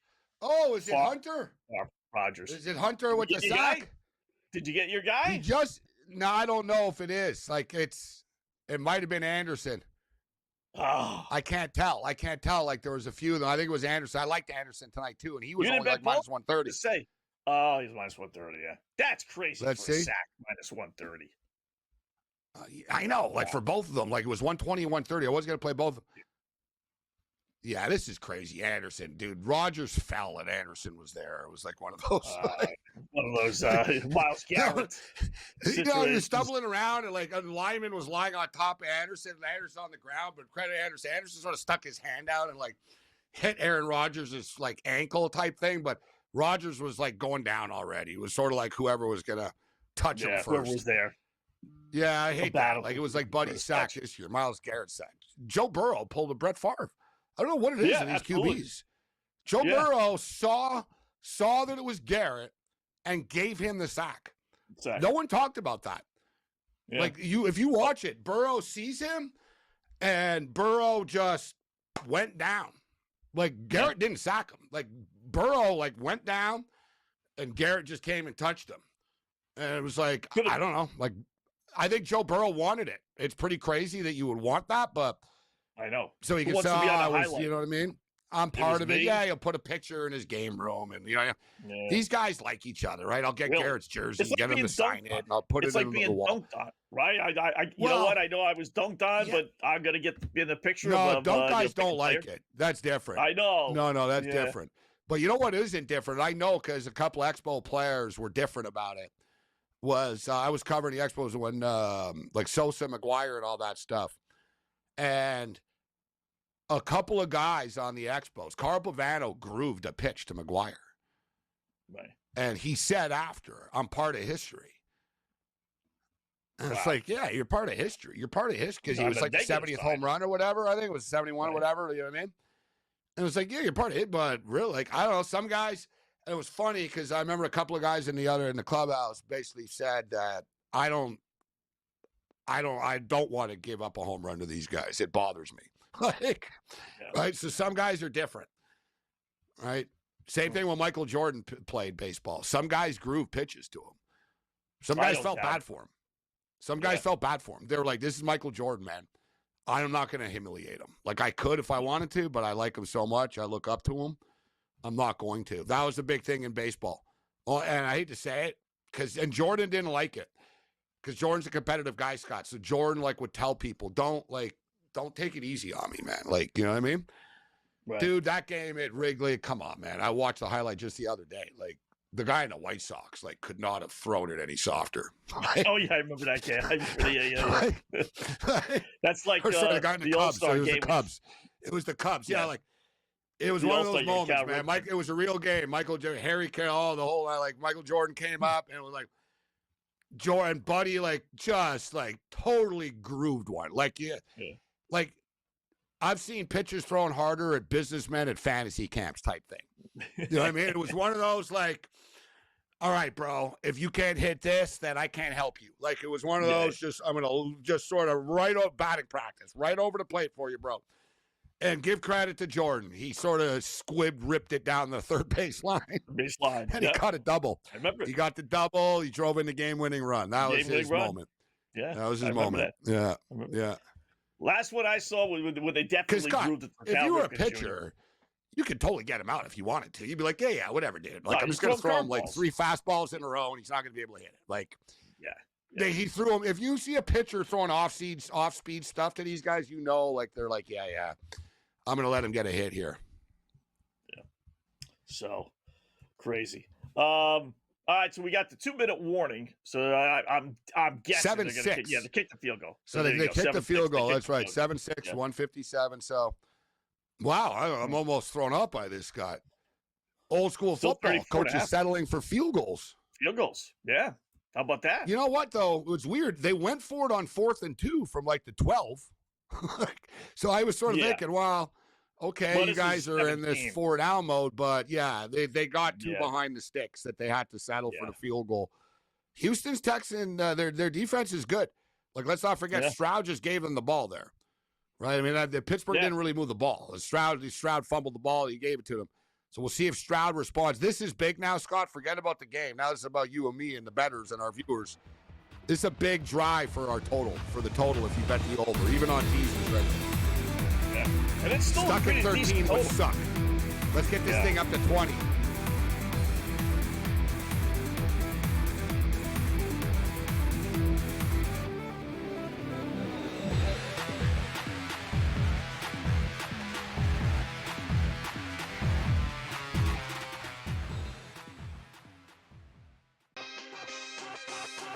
Okay, Dubs has to go back to his roots. I'm not a Jets fan, I'm not a Giants fan, and neither one of those teams even play in New York. But I'm a New Yorker through and through, despite where my mail gets sent. And I will not stand for the Jets to be dragged through the mud in this way. Not gonna happen. So Dante Moore, if you do leave, you should be so lucky to fly the plane. Game time decisions, only on SportsGrid. Who are we looking at? We're looking at SGA because of his availability and consistency. It's Jaylen Brown to do his usage and his leadership. It's Jaylen Brown for how they're playing. It's Cade Cunningham because Detroit's in the top of the East. The MVP talk is going to be wild, and it'll be interesting to watch. MVPs just don't dominate. They survive the season. Pro basketball today, only on SportsGrid. Maybe the fact was that the kicker just blew a 44-yard field goal. Now, by the way, I feel horrible for this kid, Tyler Loop, who made every single field goal this season 44 yards or less. But the extra point that was missed just before that by Chris Boswell was the only extra point that he missed all season long. So did they bless that same holy water when Boswell missed the extra point? Come on, guys. Let's get it. Newswire, only on SportsGrid. The Steelers get their touchdown, and they miss the extra point. It was Lamar Jackson who made the plays to get the Ravens into what should have been easy field goal territory. So explain to me how in the world we can look at last night's game as, well, there you go, can't trust Lamar Jackson. The Craig Carton Show, only on SportsGrid.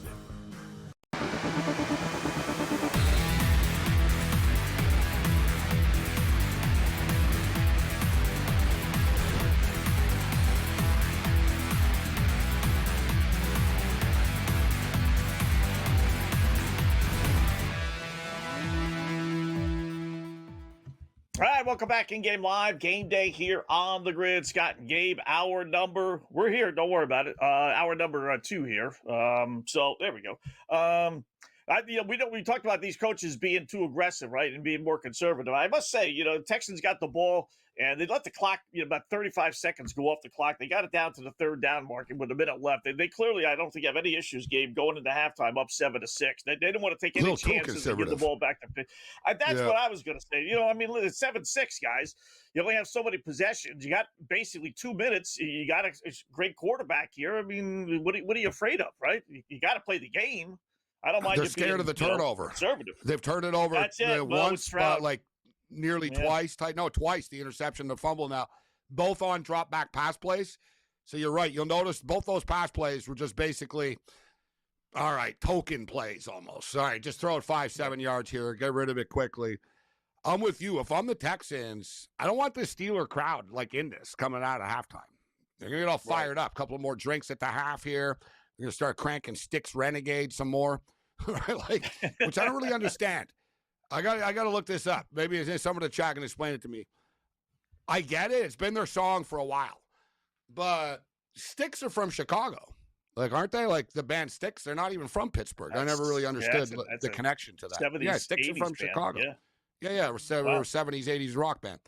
Big arena rock. They were big, man. But they're very big. yeah, I just say I like that. That's their song though. Dun, dun, dun, dun, dun, dun, dun, dun, dun. The Steeler crowd go crazy. It's their fight song type thing. So I'm just saying, the Steelers are in this game, Scott. Getting in a little field goal here wouldn't hurt if you're the Texans. Just a little momentum going into the second half, Here's the other thing, for those that play interception props, which I think Sean, our guest Sean Higgs had, they ruled that first one a fumble, according to the box score I'm looking at. I thought it was an interception too. His arm was kind of going forward, and it got deflected. I don't understand how it could be both or either, Scott. Because I was going to say, I was wondering about that. So they're saying if the guy didn't catch, because I don't understand that, because the ball was going forward. Yeah. Like it's, you know what I mean? How is it a fumble if it's going forward? It would have to be a pass that didn't hit the ground. Like, I don't understand the logic of it. Yeah. Like, he definitely caught it. So, yeah, if you'll notice, though, there's been like 4 calls in the last like 3 weeks. It didn't happen in the playoff games over the weekend, but it did like 2 weeks ago. I was talking about it online. Like the old tuck rule and the forward stuff. There's been a lot of times, Scott, where they've ruled it a fumble suddenly. It's like they've changed the rule without telling us almost. It's like, oh, yeah, by the way, we're going to be much less casual with that hand forward thing.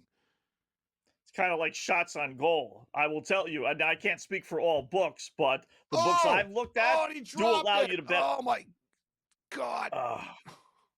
He didn't catch Texans just threw a bomb. I thought he had it. He had it. He had it. I was like, he had it. I don't know how did he get hit after? Look at this. He goes up. He's got the ball. Yeah, he got hit. You still got to catch that. Yeah. But they allow you to bet interception. I don't think they offer will the guy fumble the ball. And I just wonder if it's like, hey, guys, if people are betting yes for the interception. So if you have a chance to make it a fumble, not an INT, help us out. That's a good call. Yeah, you just screwed over everybody with that. Yeah, I mean, they would celebrate thinking that was an INT for Stroud. It looked like an INT to me. We got the sound down. It looked like an INT to me. Let's call in the hockey officials. Change that shot on goal from 4 to 3 or 3 to 2. Let's change that INT. Yeah, people don't realize that. It's old scorekeeper, man. People think, oh yeah, you want to like get to a game. I mean, it's not get to a game. I mean, you want to fix a game. People think, oh, you get to the ref, you get to this. Like, that's pretty hard. Like, yeah. You know what I mean? Like, some of these players will do it because they're dumb and they're dumb cousins and their buddies and stuff. Yeah, okay, we'll bet my prop, whatever. Like, but someone told me this years ago. He kind of grinned at me. He goes, the most powerful man in the building is, the scorekeeper. Same thing like the old clock, Scott, in college basketball. Some of the scores are good at, like, not starting in time, like the old days. Now it's a little bit more militant, but it used to be like, oh yeah, Kentucky 1 second is 3 seconds. You know what I mean? They'd wait like to their advantage. Right now, hit the clock, like type of deal. But like just little things. Think about it, guys. You talked about it, like shots on goal. That's a guy in the press box marking it in, shot on goal or not. So that's $1 man. So think about that. He could, So like, in the modern era, like let's call it 150 or something, whatever. You know what I mean? Yeah. But he's called a stringer, a runner, scorekeeper, whatnot. So he's just one guy that used to work for a newspaper, probably retired. He's not a rich dude. It's just like some slug in the media box, guys. Yeah. And he's in control. I know because the Toronto Blue Jays scorekeeper is actually a radio host in Toronto. Roger LaJoy. He's a radio host. Like he's a weekend host, but by night, he's actually the Blue Jays scorekeeper, which means, okay, what does that mean? Well, it means he has control, whether it's a hit or an error, which could come in handy if you're betting a hit prop or an air prop or like a whatever run prop. And you're like, if you think about it, guys, like, it's like, he's not controlling the game. He can't fix the game. And that's what makes it even better if you're able to get to a guy like this, because no one's going to think about it. It's like, no, man, it's whatever. What, some guy that's eating a hot dog up there? Yeah, all it took is, that's an error. That's not a hit. Well, we won the bet because of that. Thank you very much. Yeah. Like, they're very influential, these people, man. Yeah, like, they control the box score. Yeah, rule of double instead of a single when the ball gets thrown to, to home plate.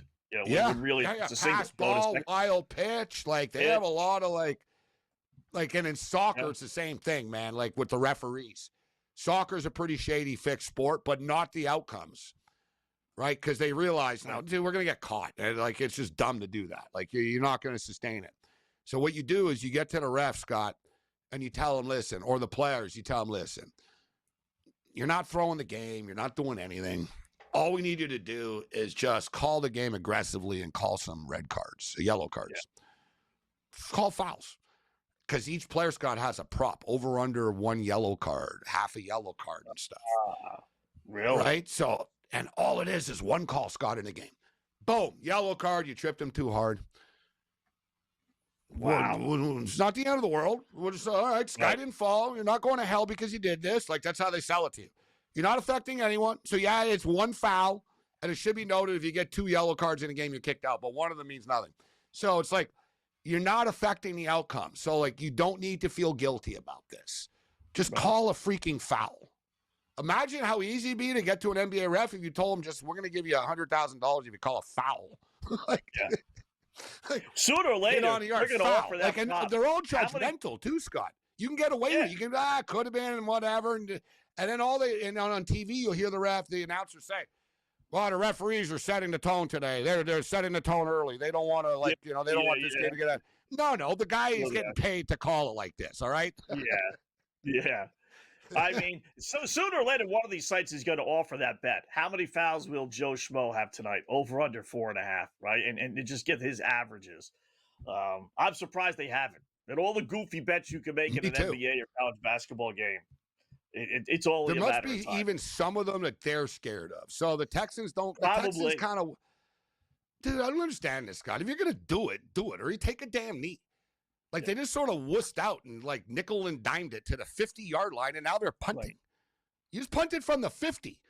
Like, if you would have been more aggressive and picked up another 12 yards, you could have picked up a field goal right now instead of punting it. And what do you care if the field goal misses? There's no time on the clock. Right. Dude, that was too conservative by Ryan, in my opinion. By Ryan's. Way too conservative. How many? They had like 52 seconds, 38 seconds or whatever it was. It's ridiculous. I said that from the beginning. They got the ball with a minute 50 left. They ran a play, and they let it go down to a minute and 5 before they ran another play again.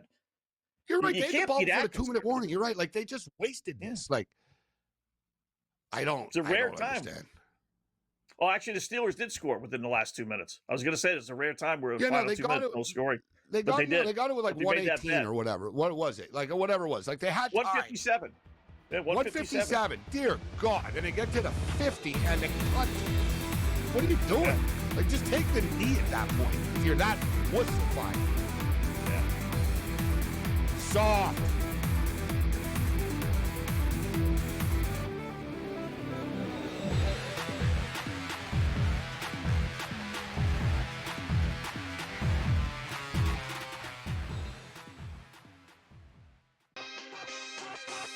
OK Dubs has to go back to his roots.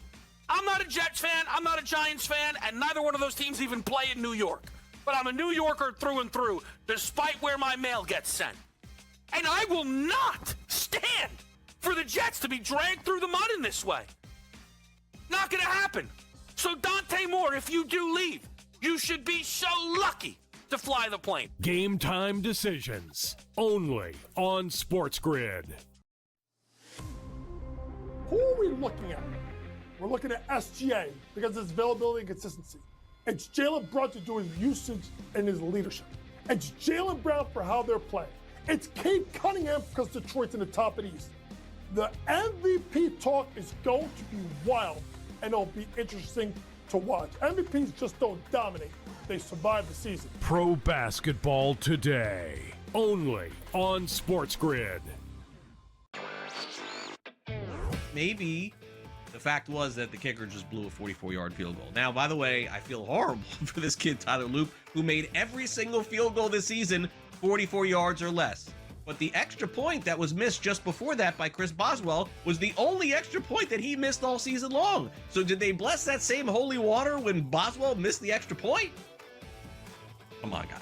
Let's get it. Newswire, only on SportsGrid. The Steelers get their touchdown, and they miss the extra point. It was Lamar Jackson who made the plays to get the Ravens into what should have been easy field goal territory.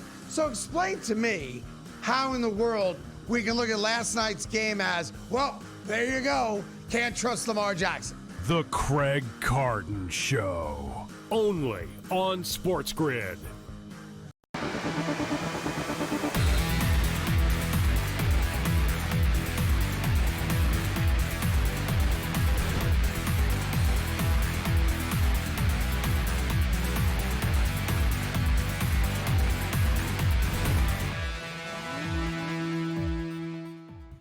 All right, welcome back. In-game live, game day on the grid. We are at the half, 7-6. Pittsburgh and the Houston Texans. Pittsburgh jumping out on top early, 3-0. Texans respond, make it 7-3. Pittsburgh answers with a field goal, 7-6.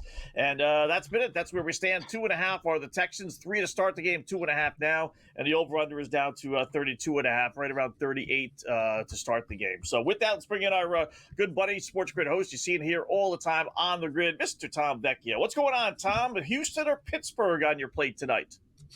I'm on the Houston money line from the jump, so around minus 150. I think they're the better team. The way I simply describe it is, of offense, defense for the two teams. The Houston defense is by far the best unit out of any of those, and it's by a wide margin. Like, they are far and away the best. So I'm on the Houston money line. It was also on DK Metcalf to catch a pass on the first drive, which came through. That was plus 160. That's nice. And then Woody Marks under 15.5 rush attempts. He's already up to 11, so that's not trending too well right now, but a lot of game left. All right, where would you go now? Same, I imagine the same thing. You like Houston laying 1.5 or 2.5? I do at this point. The end of the half there was a little bit discouraging, knowing that they get the ball to start the third quarter, and even a field goal there and then a field goal, that would have done wonders, knowing how their defense has been playing. But I got to say, the offense and the drop snaps, the fumbles, the fake pitches, very uncomfortable with that right now. Yeah. Looking at the numbers, and you like the over 1.5 touchdown passes, Scott, with Stroud. Yeah. It's 1.5 right now. It's minus 150, but it's 1.5. So does Stroud throw another touchdown pass? I think he does. I didn't bet that, but I bet his yardage over, Tom. I ended up getting 227.5. It's 229.5 right now. Rodgers is at 79, and the total is 182.5. You got to believe, or at least you think, if it goes according to script here, especially if Houston scores here, really opens up the door for Rodgers' prop. I think 182.5 is light for Rodgers, guys. They can't run the ball, I do too. And they're going to have to throw the ball. And like you said, there's got to be a big play to Metcalf or someone coming where we'll get a chunk, at least one chunk play. What do you think, Tom? I'm going to go over 182.5 with Rodgers. Yeah, I would like it for Rodgers more. Gainwell, 3 of 10, Warren, 5 of 14. Like, they're just not running the ball, to your point. So they're also not sustaining drives overall, which is hurting them. They also did get a possession with a super short field, so it's not like they missed out on a chance to pick up X amount of yards. But Rodgers would have to be the one. And, they're going to, I don't want to say dink and dunk their way down the field, but that's really what they need to do. They need to draw up plays where they have 3 downs to get 10 yards. This is not a big strike offense. I would like to see them mixing a big player here or there just for the excitement of the game overall. But I think Rodgers' passing yards would be the best of any to go to right now. How about, I did like Gainwell before the game, and really it's gone to 4. Yeah. He's got the most pass attempts towards him, targets 4. He has 21 yards. I like that a little bit. And Christian Kirk's having, renaissance here. 5 receptions for 58 yards, including a touchdown, 6 targets by far. Well, Collins has 5, but he has the most, targets. His number's a little higher. He's got 58, and they're giving you 69.5. I mean, he's not going to get 12 yards. And then Gainwell's at 21, and they got him at 36.5. Any thoughts? I still like Kenny Gainwell. And, his number was at 31, 32, 30, whatever it was by the time it closed. But his role in the offense, especially with the pressure that Houston's going to bring as the quick out, the Steelers' passing game throughout the entirety of the season has never been Rodgers 5, 7-step drops. All the time on the broadcast, they always show Rodgers' time to throw, and it's often very quick. I think that was going to be extrapolated tonight because of the Houston defense, and Gainwell's that guy. It was Gainwell or Thielen, and I really like Kenny Gainwell. Freiermuth is at 0. They're giving you 13.5 or 12.5 actually now. He can get that in 1 catch. Is he going to go today without getting a catch or at least 2 receptions? I would like to see him get a target. That's where we should really be talking about. They need to get him involved in somehow. And the way the Steelers win this game is not by DK Metcalf having 100 yards or whatever it is. It's like they need DK to have 60 yards, Kenny Gainwell to have 30. They need Thielen to have 25, Freiermuth to have 25. Like, it has to be pieces together. Now, there's a couple of guys that are capable of making plays that haven't. So we get into that while all it is going to take is a catch to win the bet. And, well, Jonnu Smith's got one catch. He's at minus 250 right now. What about Austin? You talked about, somebody making a play. Thielen's got one catch. Mm-hmm. It's minus 155. It's 1.5 now. I could see Thielen catching another ball in this game. You know what? That's where I'm going to go here. I'm going to say Thielen gets one catch in the second half here. What do you think about the Steelers wide receivers in the second? Yeah, I would love to. I don't see the odds for Thielen, at least over on FanDuel. I see the MVS one. I would go to Thielen or MVS. They brought in Thielen for a reason. MVS obviously has plenty of pedigree and rapport with Rodgers dating back to their time in Green Bay. So I would go to one of those two guys. So you said it's plus money on one of them. If you can get plus money on them, that's where I would lean. It's not. I'm seeing, and you know what? I don't have MVS here. I'm at Bet365. Thielen is he's at 1. It's 1.5 minus 155. DK Metcalf has 2 catches. He's at 4.5 plus 135. Jalen Warren is minus 240. So no, they've adjusted pretty sharply here. And as far as the Texan guys, Schultz has 2 catches. He's at 4.5 plus 140. Higgins, no catches, 1.5 still. Collins with 3 catches, over under 5.5, and Woody Marks has got 0 catches, and his prop is over under 0.5 for minus 180. Okay, I see MVS he has 12 yards right now. His prop is 12.5 yards. It's just minus 112 to the over. That's where I would look. MVS getting 1 catch. Look at this guy. We'll talk more about it on the other side. There are 5 guys on FanDuel for Pittsburgh that all it takes is 1 catch. Adam Thielen's at 4 yards, they're giving you 4.5. Calvin Austin's at 0, they're giving you 3.5. Valdez-Scantling's at 12, they're giving you 12.5. Yeah. Smith is at 0, they're giving you 4.5. I mean, it's just 1 catch with 5 guys. We'll talk more about it on the other side of the game live.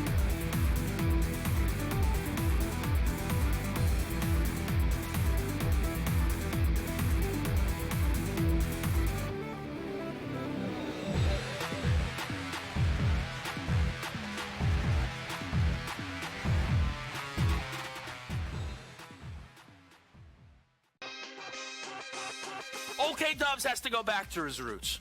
I'm not a Jets fan, I'm not a Giants fan, and neither one of those teams even play in New York. But I'm a New Yorker through and through, despite where my mail gets sent. And I will not stand for the Jets to be dragged through the mud in this way. Not gonna happen. So Dante Moore, if you do leave, you should be so lucky to fly the plane. Game time decisions, only on SportsGrid. Who are we looking at? We're looking at SGA because of his availability and consistency. It's Jalen Brunson doing his usage and his leadership. It's Jaylen Brown for how they're playing. It's Cade Cunningham because Detroit's in the top of the East. The MVP talk is going to be wild, and it'll be interesting to watch. MVPs just don't dominate. They survive the season. Pro basketball today, only on SportsGrid. Maybe the fact was that the kicker just blew a 44-yard field goal. Now, by the way, I feel horrible for this kid, Tyler Loop, who made every single field goal this season 44 yards or less. But the extra point that was missed just before that by Chris Boswell was the only extra point that he missed all season long. So did they bless that same holy water when Boswell missed the extra point? Come on, guys. Let's get it. Newswire, only on SportsGrid. The Steelers get their touchdown, and they miss the extra point. It was Lamar Jackson who made the plays to get the Ravens into what should have been easy field goal territory. So explain to me how in the world we can look at last night's game as, well, there you go, can't trust Lamar Jackson. The Craig Carton Show, only on SportsGrid.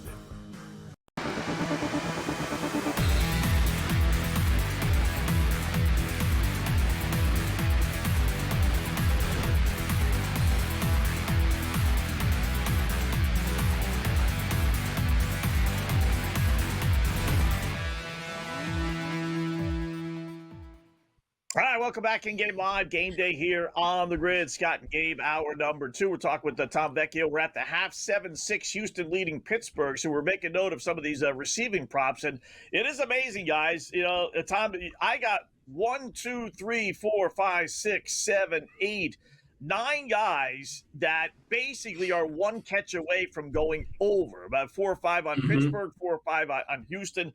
You can't play them all because chances are you go 4 and 5 or 5 and 4 and you break even or lose. But give me 2 or 3 of these guys then, Tom, that you would say, okay, I think they're going to get 1, maybe 2 catches. But, I mean, literally, it's like 2-3 yards.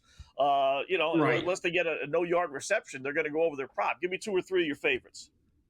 So it would be Thielen and MVS for the Steelers. Again, Thielen's at 4. His line's 4.5. MVS is 12. His line is 12.5. That's where I would go for them. And then I'd be willing to take a shot on Higgins. Like he has 0 yards. His line is 11.5. But if you played all 3, you just need 2. And Higgins is a consistent, deeper option downfield. So if they have a big play, it's going to go to Nico Collins 1, and then really Higgins as that second option. If you wanted to play someone that was right at that number, you could stick with another Steelers player and go to Jalen Warren. He's at 0. He needs 2.5.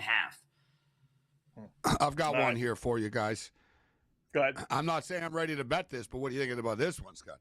Aaron Rodgers, over-under, 0.5 rush yards, plus 165 to the over. Will he run ever? I can see him. I don't think he does. Actually, to be honest. That's why I'm not going to bet it. I don't think that number actually changed. He's not yesterday. It was take off. No. Yesterday, that number was at plus money to the over, and then by a little bit before game time, it actually went to minus money for over half a yard.